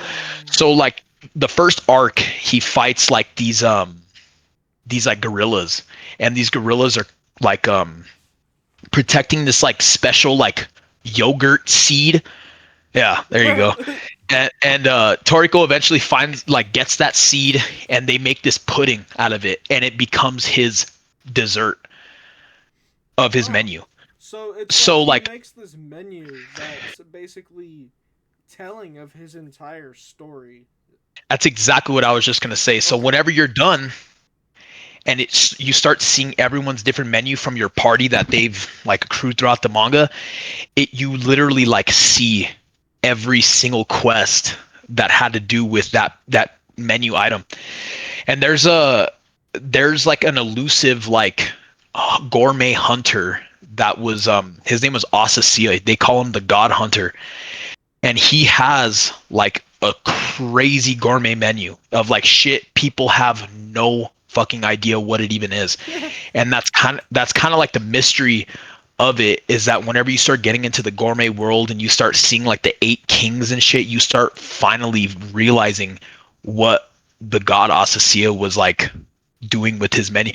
There's so much fucking to it, bro. Like there's like a lot to it. I feel like you just gotta read it, and once you get hooked, it takes you on this fucking awesome ride, because like it becomes like extraterrestrial, where this alien comes down and he's like a massive devourer of worlds and shit like that, and fucking Toriko is so powerful at the time like that's like, dude, it's like Toriko is a very hard manga to sell, because it's so many different like flavors of different manga. Like it's a battle shonen at first, it's a cooking manga, it's like it has like the world building of One Piece. It has like the extraterrestrial battles of Dragon Ball Z. Um, it has the scale of like a Hunter, no, of Like yeah, One Hunter One x Hunter Piece. with like the Oh. yeah, or that as well. Like where just you realize how small it was at the beginning to fucking like, dude, there's a battle that happens in the final like couple volumes of the series where you're literally watching the fight from a space view. Like this is the planet and you're watching it and you're just seeing fucking people get thrown around around the planet. It is fucking awesome, man. And it sucks because the ending is kind of it's really really cut short, and you don't really get to see what the mangaka was trying to tell, because you could tell. Well, why's that? Did it get canceled, or like did the? No, it it just got Toriko was around the time where the big three was Naruto, One Piece, and Dragon Ball. Hmm. So it had a really good run, but it was cut off after its 43rd volume, which he wasn't really able, because on the final panel of the book, like the final page that you see, it's kind of like man, what if we continued with like this, because it really like, you're like, holy shit, like what the hell. And it's like, what could he have done with if his series would have went on and on. And I really do believe that it would have went on probably another 20, 30 volumes if it Damn. didn't get cut off there.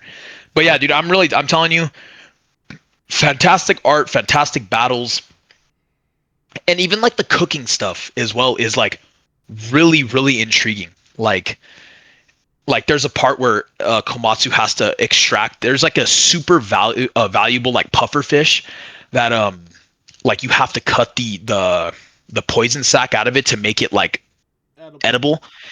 Yeah, exactly. And like they catch a bunch of them. Well, fucking, they're trying to cut it out, and Komatsu's like, "Let me try." So he fucking does it, and he eventually gets it out. And it's like just the world building, man. Like it's so good. It's so fun.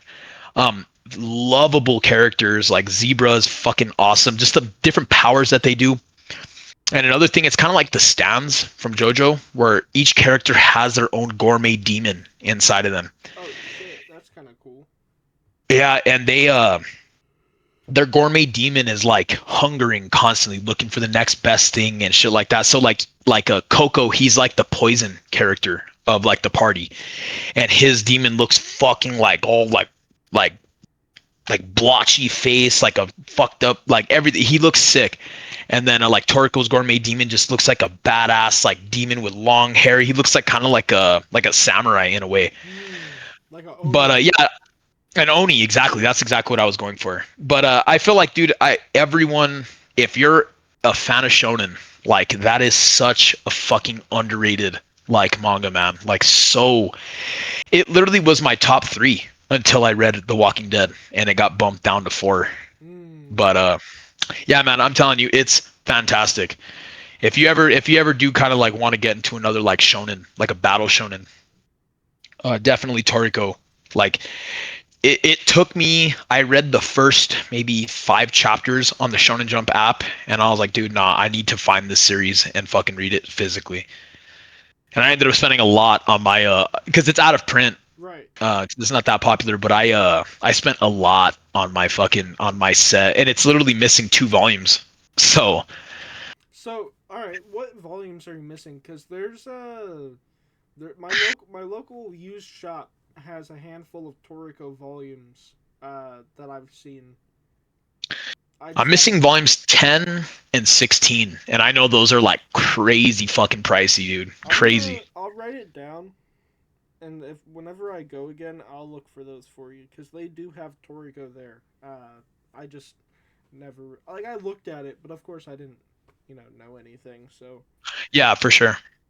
you said If they have a volume 1, bro, like I would fucking highly, highly encourage you to just pick up the first volume and read it, because if you like it, dude, it's just fucking insane, man.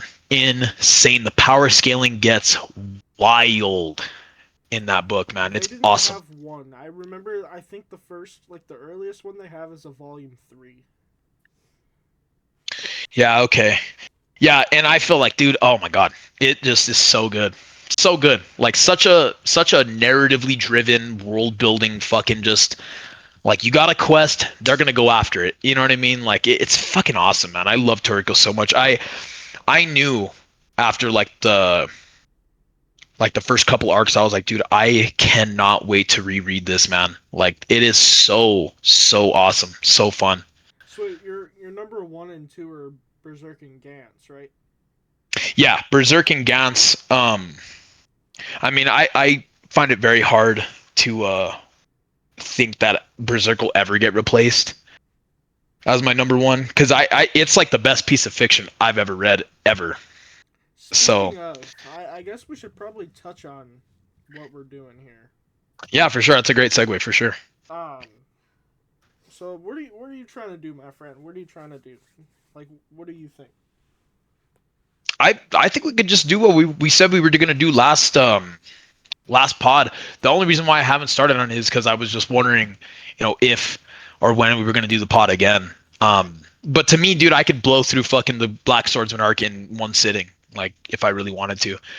But the plan was originally was to just do a separate video, like from our main like podcast, do a separate video of just arc by arc review of Berserk, because there's so much there that we could do a full fucking 2.5 hour episode on just, you know, I don't know about 2.5 for the Black Swordsman, Right. but like for the Golden Age, man, there's a lot there, and Yeah. especially after, like it just gets fucking insane after that.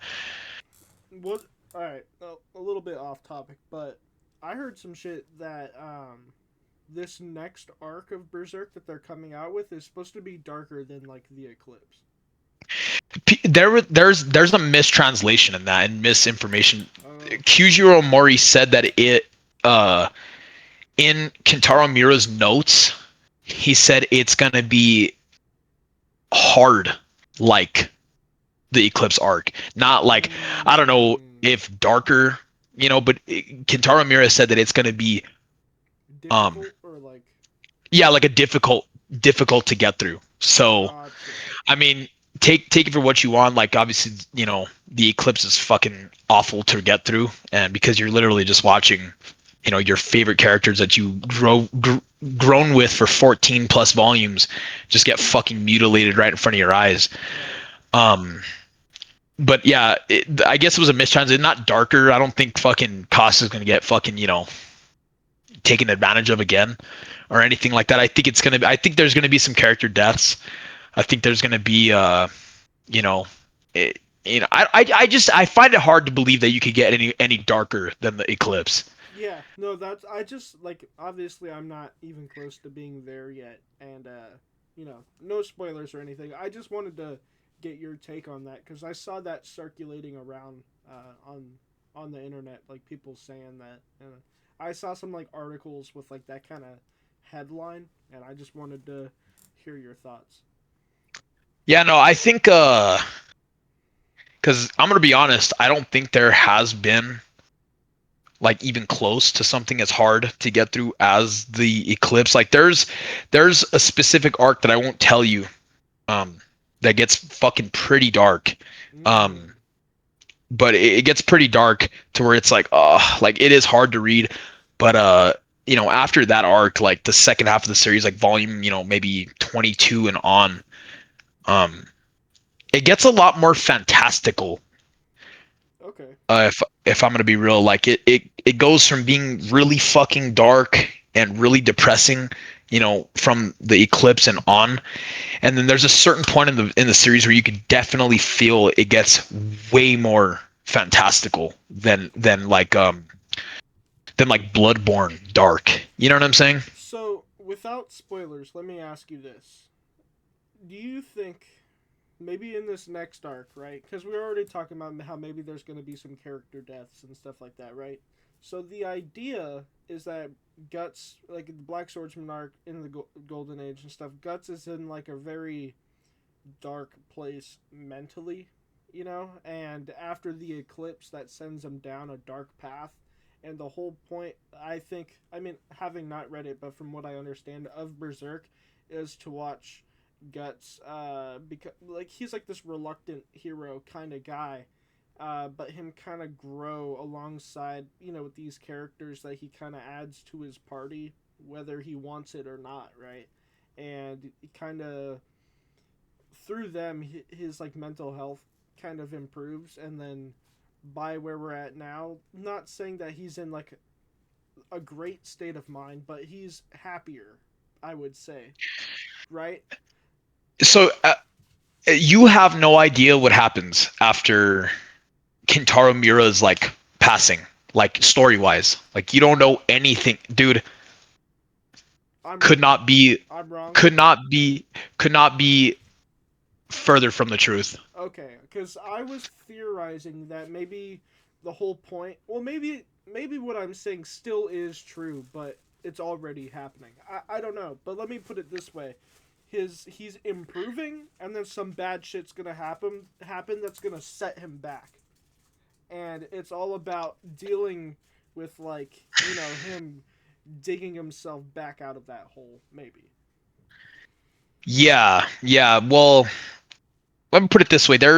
Um, you're correct. There's, an obvious, like, that's the reason why Berserk is so good, in my opinion, is that, everyone has dark times, and it's how you know, reconnect with people, bring new people in your life, learn to love again, learn to trust again, that kind of bring you back into not like you said, not a great state of mind, but a lot better state of mind. And in I'm trying to dance around it without getting fucking too You spoilery. don't gotta talk much about it if you don't want to. I'm No, more I I'm more just like, you don't have to necessarily like react to what I'm saying, but like I just wanted to put that out there. Like that's just my thinking, I guess. yeah, okay, let me put it this way. So like we from what your understanding is that Guts is on a trajectory of a great, mindset, a great found family, if you will. And without talking about the story, life finds a way to bring you down time and time again. Right. And if that's anything for what I'm trying to say about Berserk, um, you know, the story is in a rough spot right now for Guts' mental health is all I'll say. So after the eclipse, I mean this is like kind of just a yes or no question, but the whole what he's trying to achieve, right, is he's trying to find a cure for Casca, right? That's what's happening. Yes. Okay. Cool. And yeah, I'm not gonna say anymore. I'm not gonna say anymore because that Dude, becomes. I'm prepared to like. Maybe I'm not prepared, but I'm ready to like read because I'm on that Berserk train, bro. I'm excited. Dude, I have book 2 right here. You know, Yeah. I'm ready to get into it, man.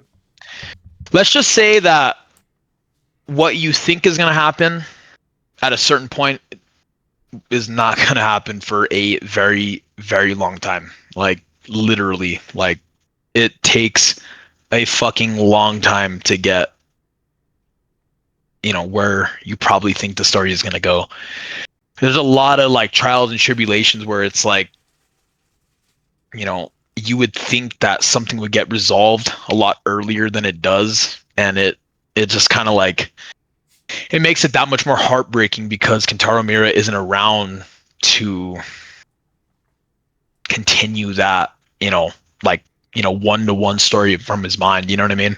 Do you think that's why Berserk is taking so long to come out now? Is because they're kind of dancing around it and trying to figure out how to make it as perfect as possible with what little they have to go off I of? would say, yeah, 100%, dude. Like, I feel like, because Berserk means a lot to a lot of people, like more than a One Piece or a fucking, or like a JoJo's or like something like that. Like, the series itself represents a lot of human struggle, like real life struggle, and I feel like Kyuji Omori and Studio Gaga like know that this series means a lot to a lot of people across the world, where they are left with notes and like storyboards from Kentaro Miura where he was going to take it. But I feel like they're very, very. First of all, they have to worry about where the story's going to go, and they have to worry about that fucking fantastic art.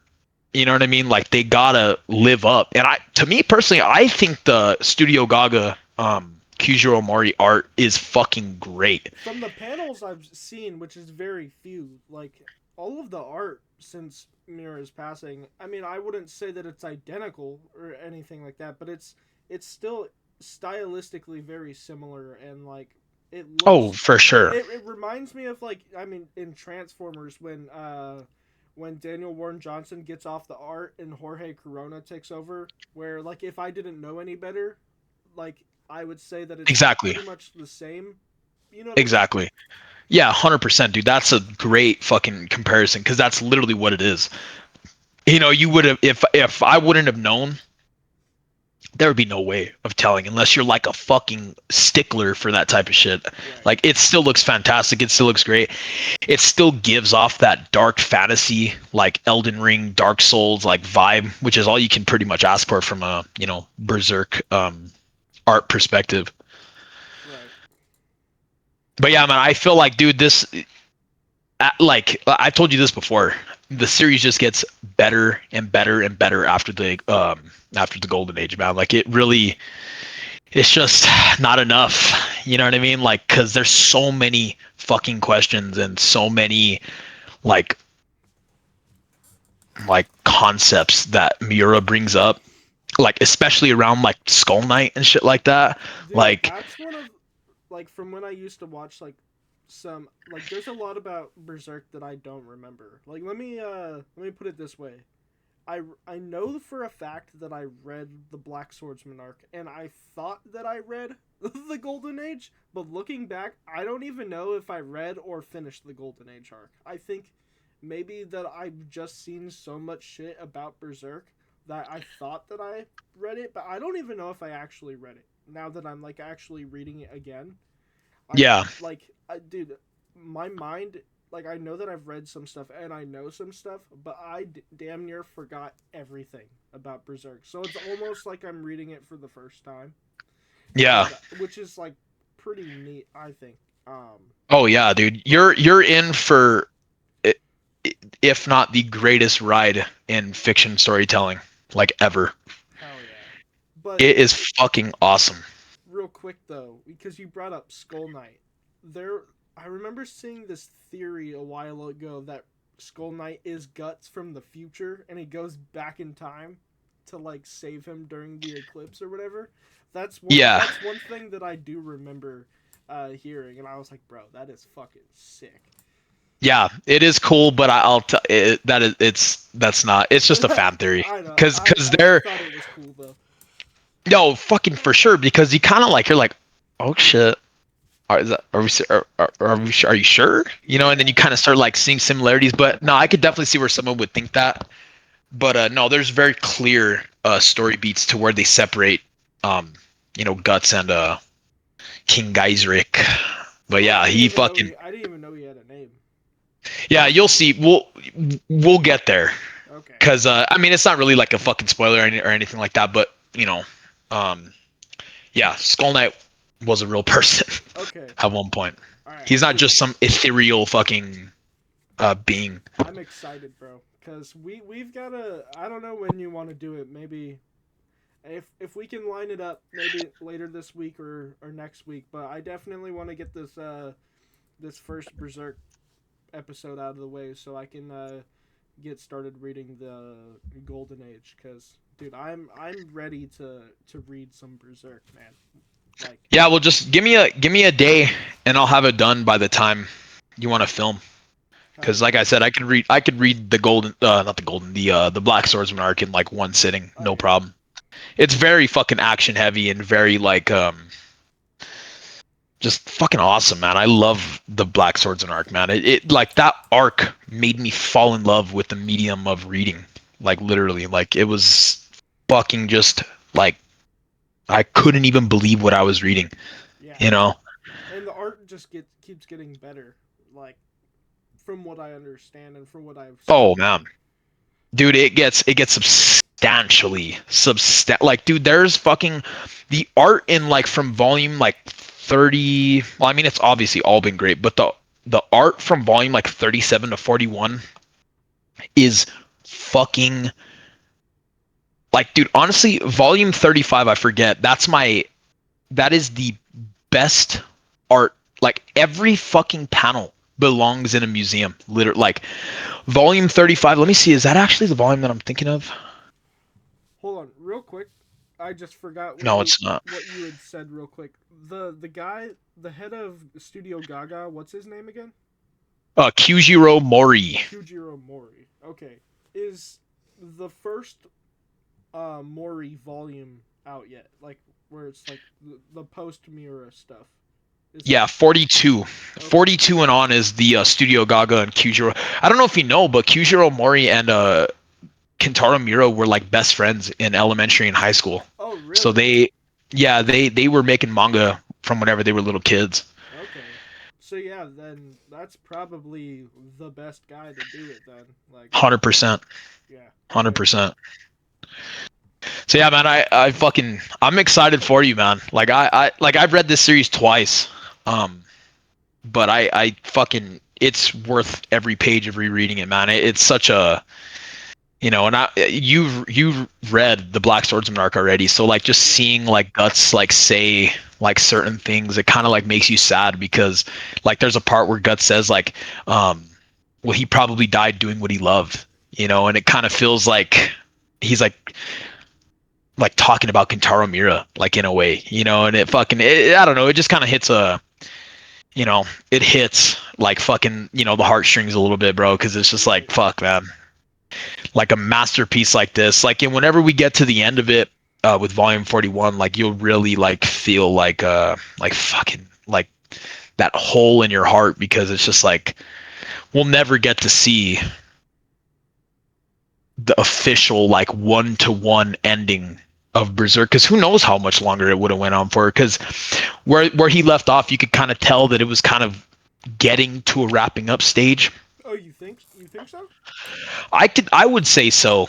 I'm not gonna say any like story details, but like you could definitely tell on a chapter, like, yeah, you could definitely tell that something fucking big was about to happen. Like something was gonna go fucking down, and yeah. Are they still going towards that as we speak?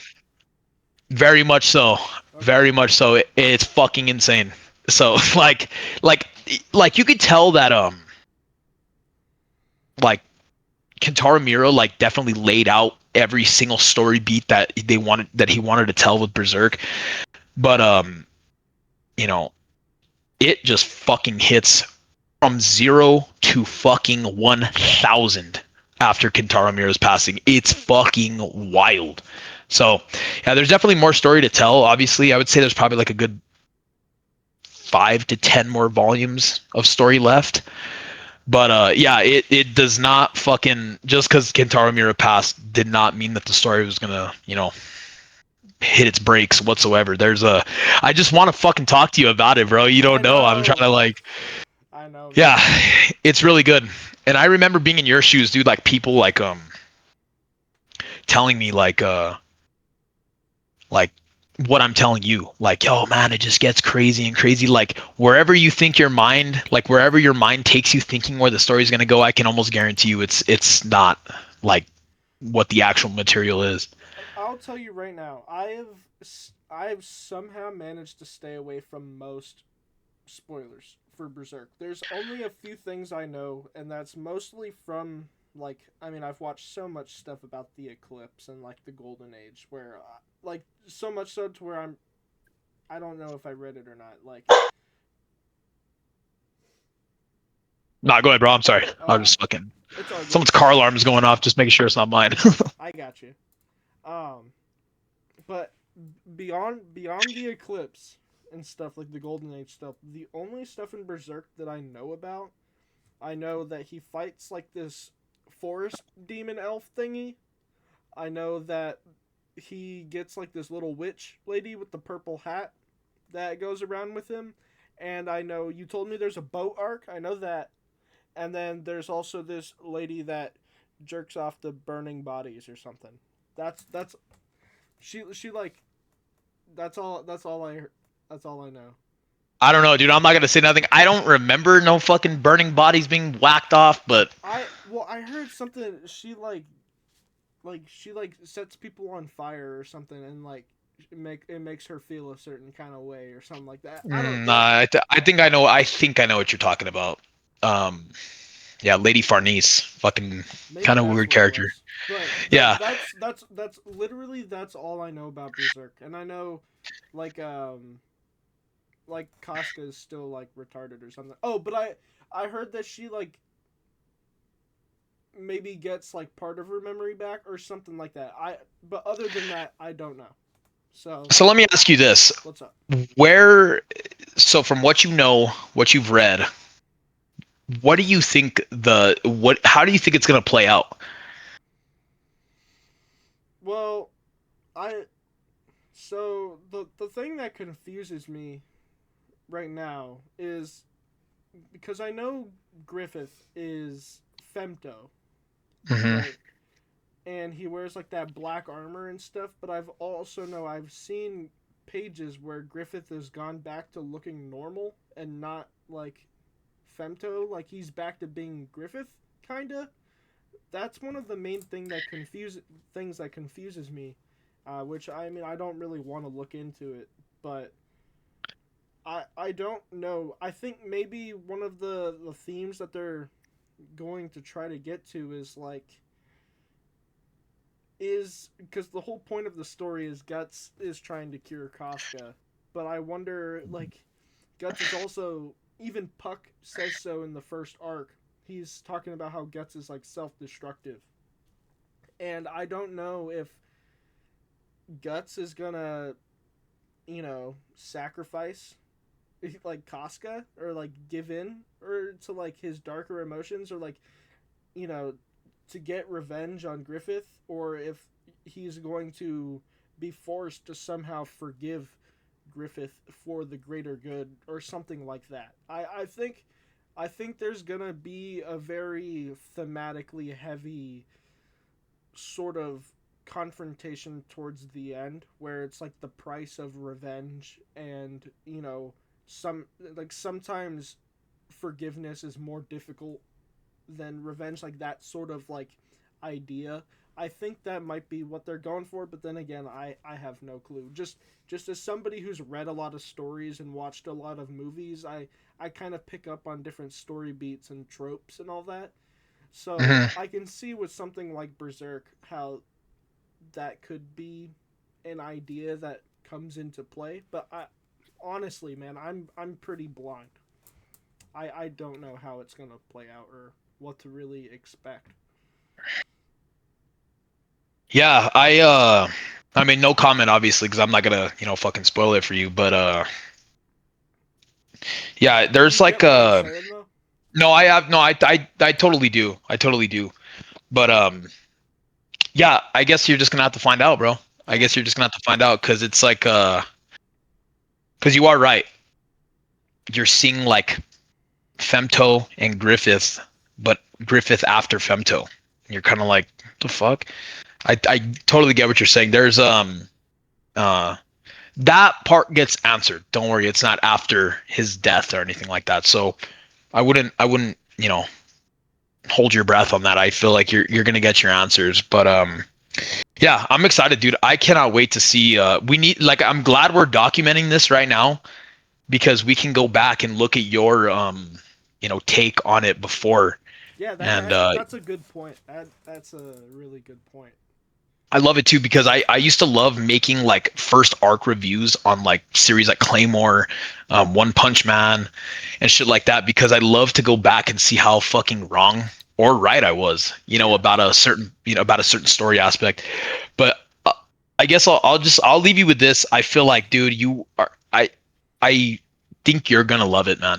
I I think really so do too. think you're gonna fucking love it. I like me and you like dark fantasy. We like the Bloodborne, the Dark Souls, the Elden Ring, and like it is literally the antithesis of dark and fantasy.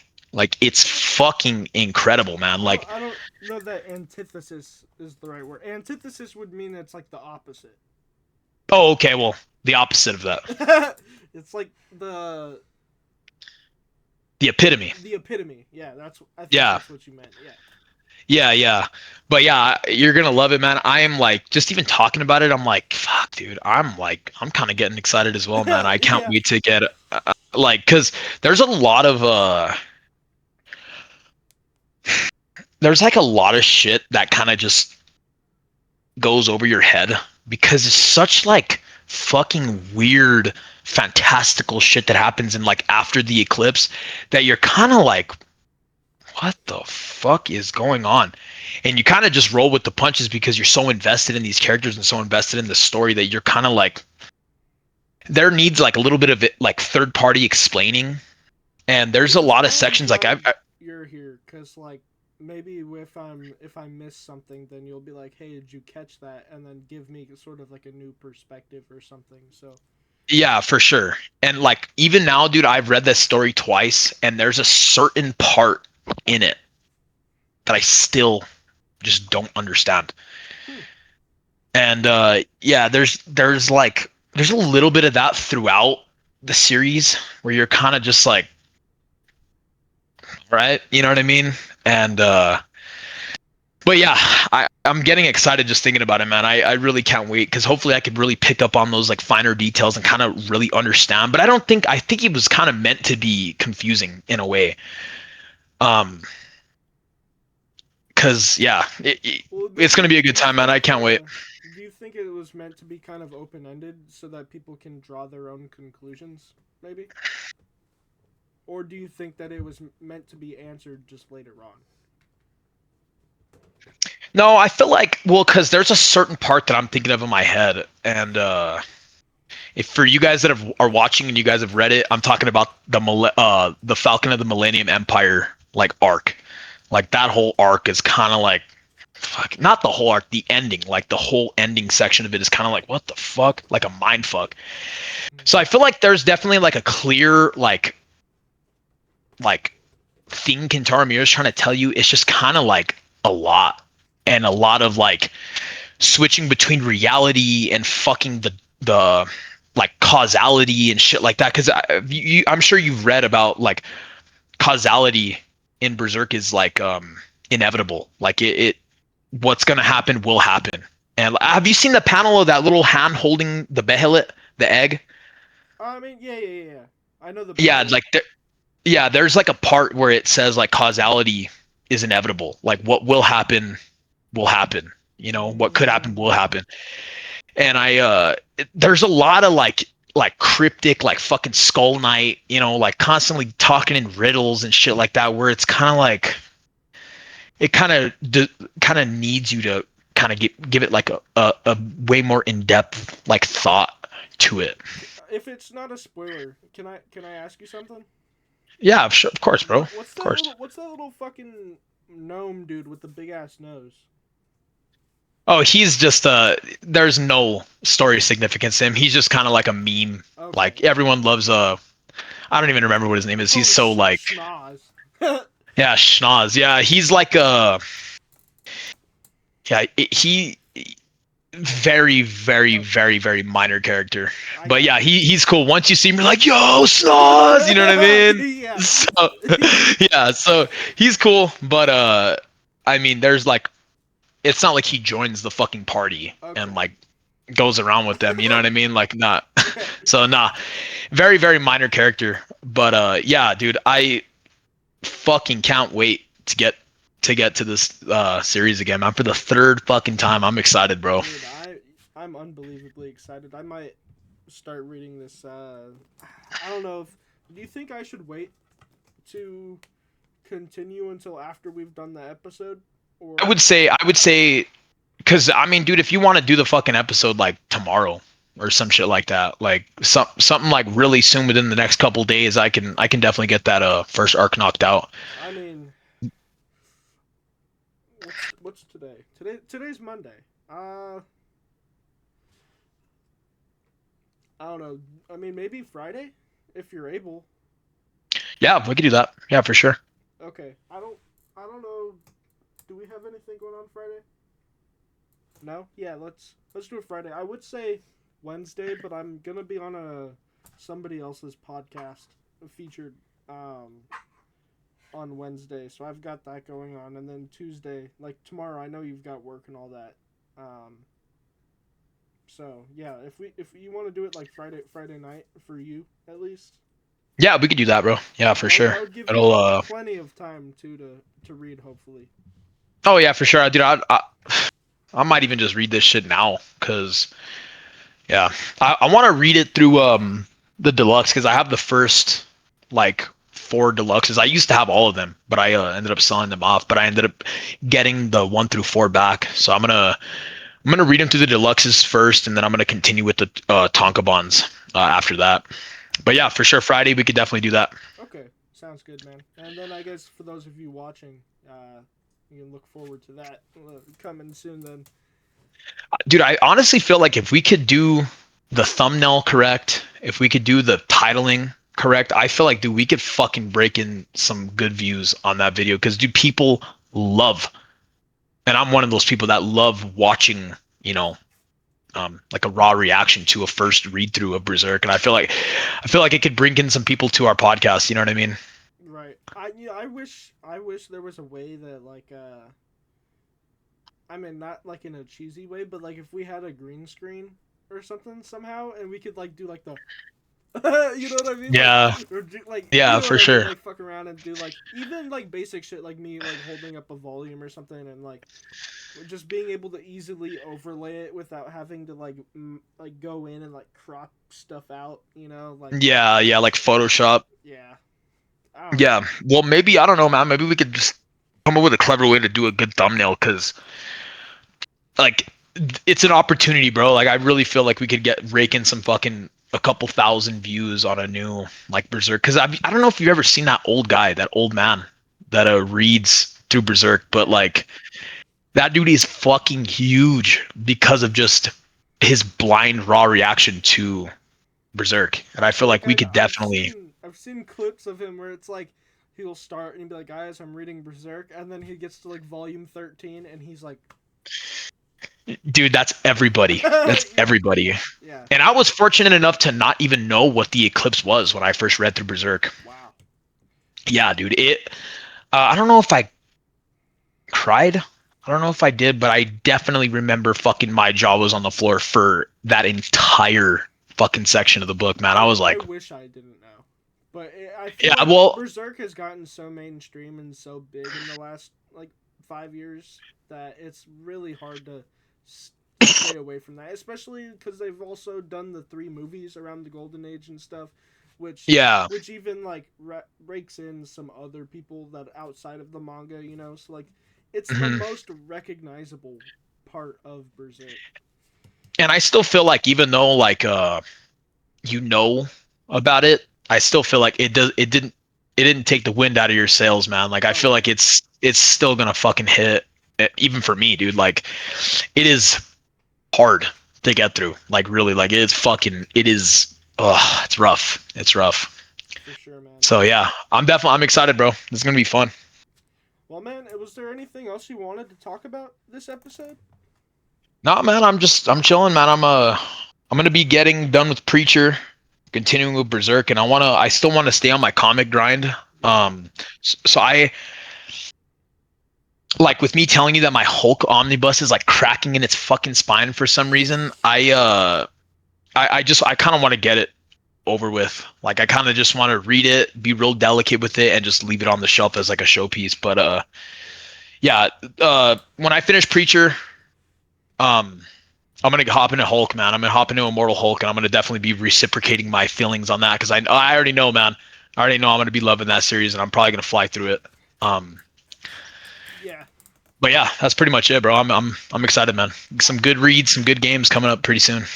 for sure, man. I feel like I'm in a similar position to you, like where you were in, like not too long ago, where there's just so much that I want to read right now between like getting back into reading manga that like I'm all over the place, man. I'm trying to like knock out specific stuff like one at a time, kind of like I'm doing Berserk and Dragon Ball at the same time, right? Um, See, but that's like not hard, because it's like you got fucking like a lighthearted battle shonen where there's not really much like crazy world building happening. Like, yeah, there is, but Berserk is kind of like the opposite side of that coin, in my opinion. I don't know, it might be different for you, but like when I game, I like to have a single player game and I like to have a multiplayer game that I play. So it's kind of like the two sides of the coin that I can kind of, fulfill that kind of like vibe, that feel that I want to get into. You know what I mean? well, I understand what you're saying, but it's not even like that for me. It's more like I'm the kind of person who likes to shut one door before I open another.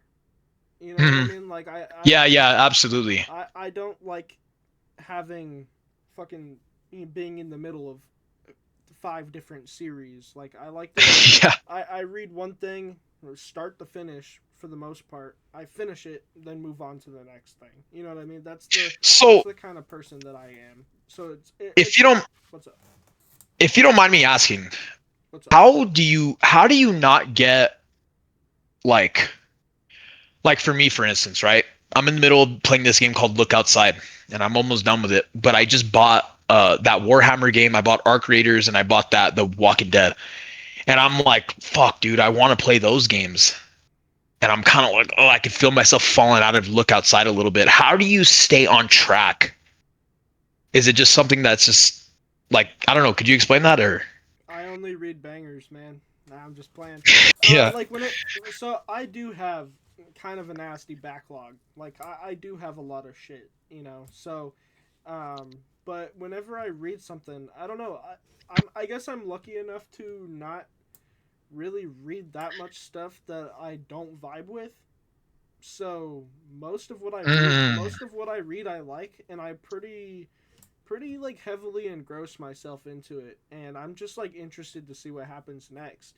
So I'm able to fly through a series and not get bored of it, and then continue to the next thing. And I'm lucky enough, like I said, to where everything I've read or games I've played have been pretty good, so I just want to continue. yeah. Yeah, Like I hear you. the only game that I've dropped recently was Borderlands 1. I just wasn't feeling the first Borderlands game, and then I picked up something else. But like Ghost of Yote, like I just every day just played it start to finish, and then I picked up Batman, and I'm in the middle of that right now. Like I don't really do a whole lot of like multiple stuff at the same time, you know. Yeah, I feel like that's definitely something I need to learn, man. Like it's like but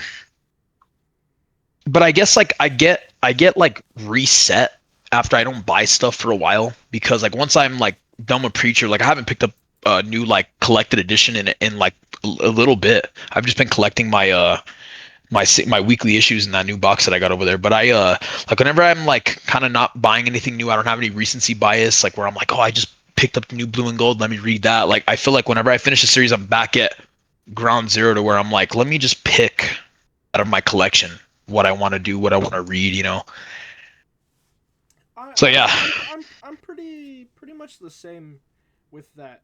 Like in that sense, where once I do finish a series, I'm like, okay, well, I have a bunch of shit that I could be reading right now, and sometimes it even takes. I'll take a couple days where I just don't read anything. Like, let it let it air out over the weekend, and then mm, once the week starts up again, see what's calling to me, and then start that thing up. You know what I mean? Like, yeah, because yeah, I just have so many options available, which I'm quite fortunate enough, you know. Um, yeah, yeah, definitely first world problems, right? I have so much that I yeah. could be reading, but Yeah, yeah, for sure. That's I definitely feel that. I'm like I said, after I'm done with Preacher, I'm like definitely wanting to read one of my omnibuses. But like I said, since the spine of my Hulk is kind of cracking a little bit, I just want to sit it down on a table and just kind of be real delicate with it, and you know not have to worry about the cracking anymore because it's bad, dude. Like the fucking spine it sucks, dude. It sucks, but I mean it is what it is. Like with the book that big and you know with the etching and the stitching that they do with the omnibuses, there's bound to be a couple duds out there. So right.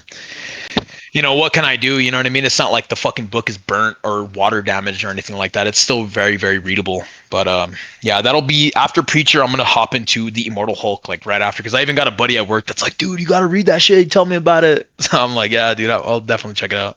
Yeah, man. I'm excited for that one too. It's just one of those things. I have so much, But at least if you're reading it, you can maybe wrap me into it, and I'll finally get to it.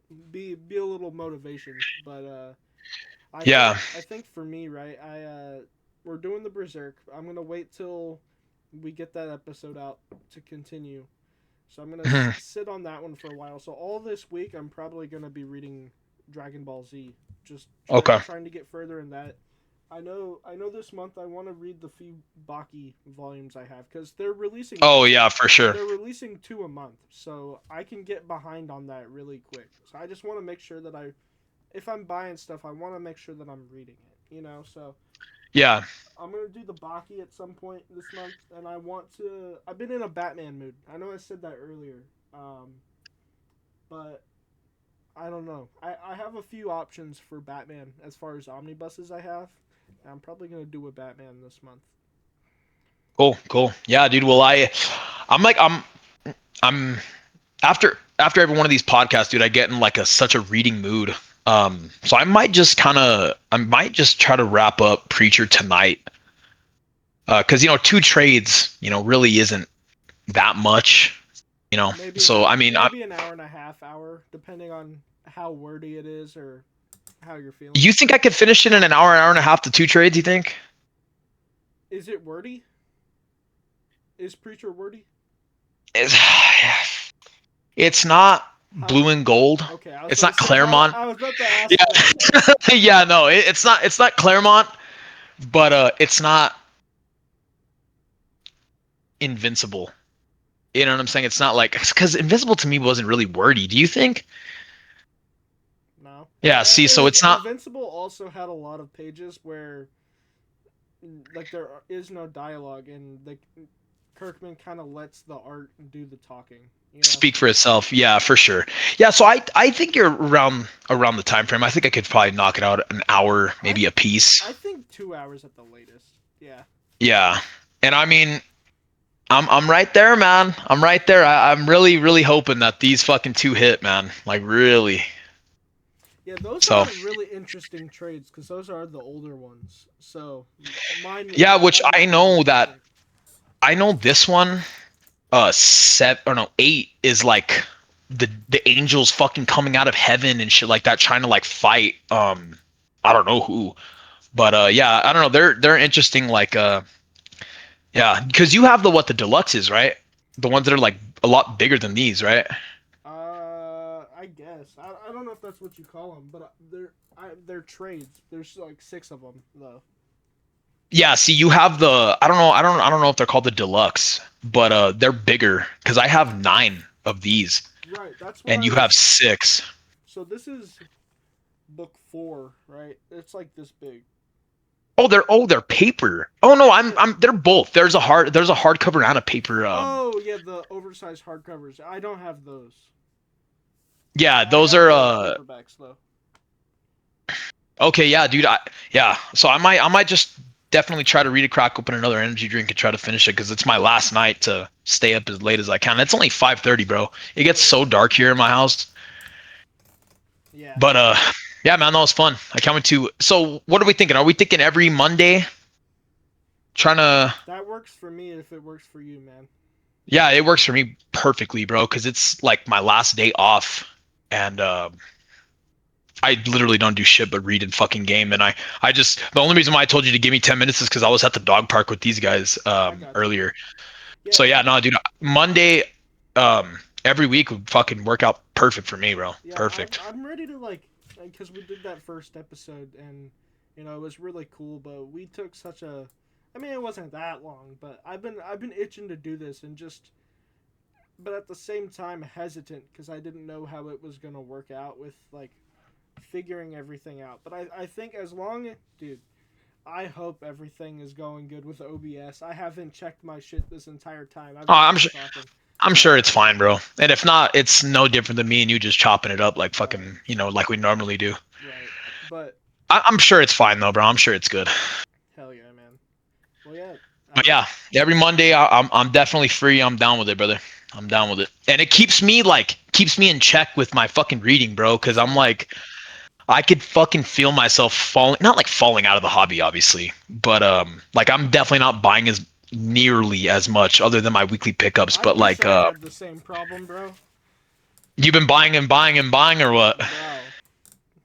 Bro, it's bad. Dude, hey, you told me you picked up the rest of The Walking Dead, right? Yeah, bro. Me and you, after Berserk, that's our next fucking our book club. All right, I man. would reread that series in a fucking heartbeat, bro. I loved it, loved it. All right. Yeah, I'd be down for that. Let's do it. I'm But excited. yeah. So go ahead, sorry. Oh, I was just saying, I'm excited. There's just, I think we're in a really cool spot, with the pod. Like, there's a bunch we could be reading and reading together, and covering it here. So there's And that's so the cool much. thing is like if there's something that you haven't read and I've read, or vice versa, it's always cool to have like an insider out perspective and an outsider in perspective. It's like you get two different sides of the coin, and there's if there's series that me and you haven't read, like let's say me and you read Immortal Hulk for the first time together, it would be just two raw reactions to a story that we both haven't read. You know what I mean? So Yeah. there's definitely like you said, we're in a great spot, which is cool. And then now that we have like a schedule set down for Monday, and we can start pumping these episodes out, bro. I might just start reading a lot more as well. Hell yeah, bro. Dude, I'm excited. Me too, bro. Me too. Berserk is fucking. You're gonna love it, bro. You're gonna love it. I'm ready, bro. I'm ready. So, have you seen Little Guts? Not to carry on the fucking the pod any more than it should be, but have you seen like Yeah. young like little boy Guts? So you've gotten to that part. Yeah, so the final chapter in the first deluxe is the first, technically it's the first chapter of the golden age, I believe. So it has like that fucked up stuff that happens with Donovan and like, Oh, dude, I fucking hate that part. yeah. Hate that part. Yeah. Yeah, I know what you're talking about though. Okay. I'm excited, bro. I am excited. Yes, sir. Fuck. But all right, bro. Thanks for having me on again. Oh yeah, what do you mean having you on? This is our pod, bro. Yeah, for sure. No, I always appreciate a good conversation, bro, especially about shit that we enjoy, gaming, fucking manga, comics. Just it's always cool to, chop it up. For sure, brother. And I guess I'll close out this episode by saying, if you guys did go on to enjoy, definitely leave a like and subscribe. if you haven't already. As we were just kind of discussing, we're gonna try to be a little bit more consistent and get these out for you guys. We've got a lot planned. It's gonna be a ton of fun for us too, and I believe I could speak for both of us when I say, you know, we hope it's fun for you guys too who are at home listening. Yeah, it's just awesome. Total passion project we got going on here, man. It's still surreal to me that we've got this going on. It's just the coolest shit, bro. Yeah, I know. Dude, the setup that we got on Discord is fucking awesome as well, man. It looks good. It doesn't look half So bad. So no, at all. So yeah, guys, you guys at home, we know we got that book club going on. We're going to be reading all through Berserk, arc by arc review, separate videos from our actual podcast. So please, the deluxes are super cheap on Amazon, about $30 a pop. If you guys can get them, enjoy this fantastic story with us, and enjoy it. Enjoy the ride with us because it's going to be a good time. And if you've already read it, you're going to see our raw reaction. I mean, I've read it a couple times already, but my boy Luke here, it's going to be a good time to see him struggle along with us that have been struggling for a while. I'm ready, bro. I'm ready. Yeah, dude, it's going to be awesome. But yeah, guys, thank you all for tuning in to episode 2 of We've Got Issues. And yeah, I'll catch you guys in the next one. Later, guys.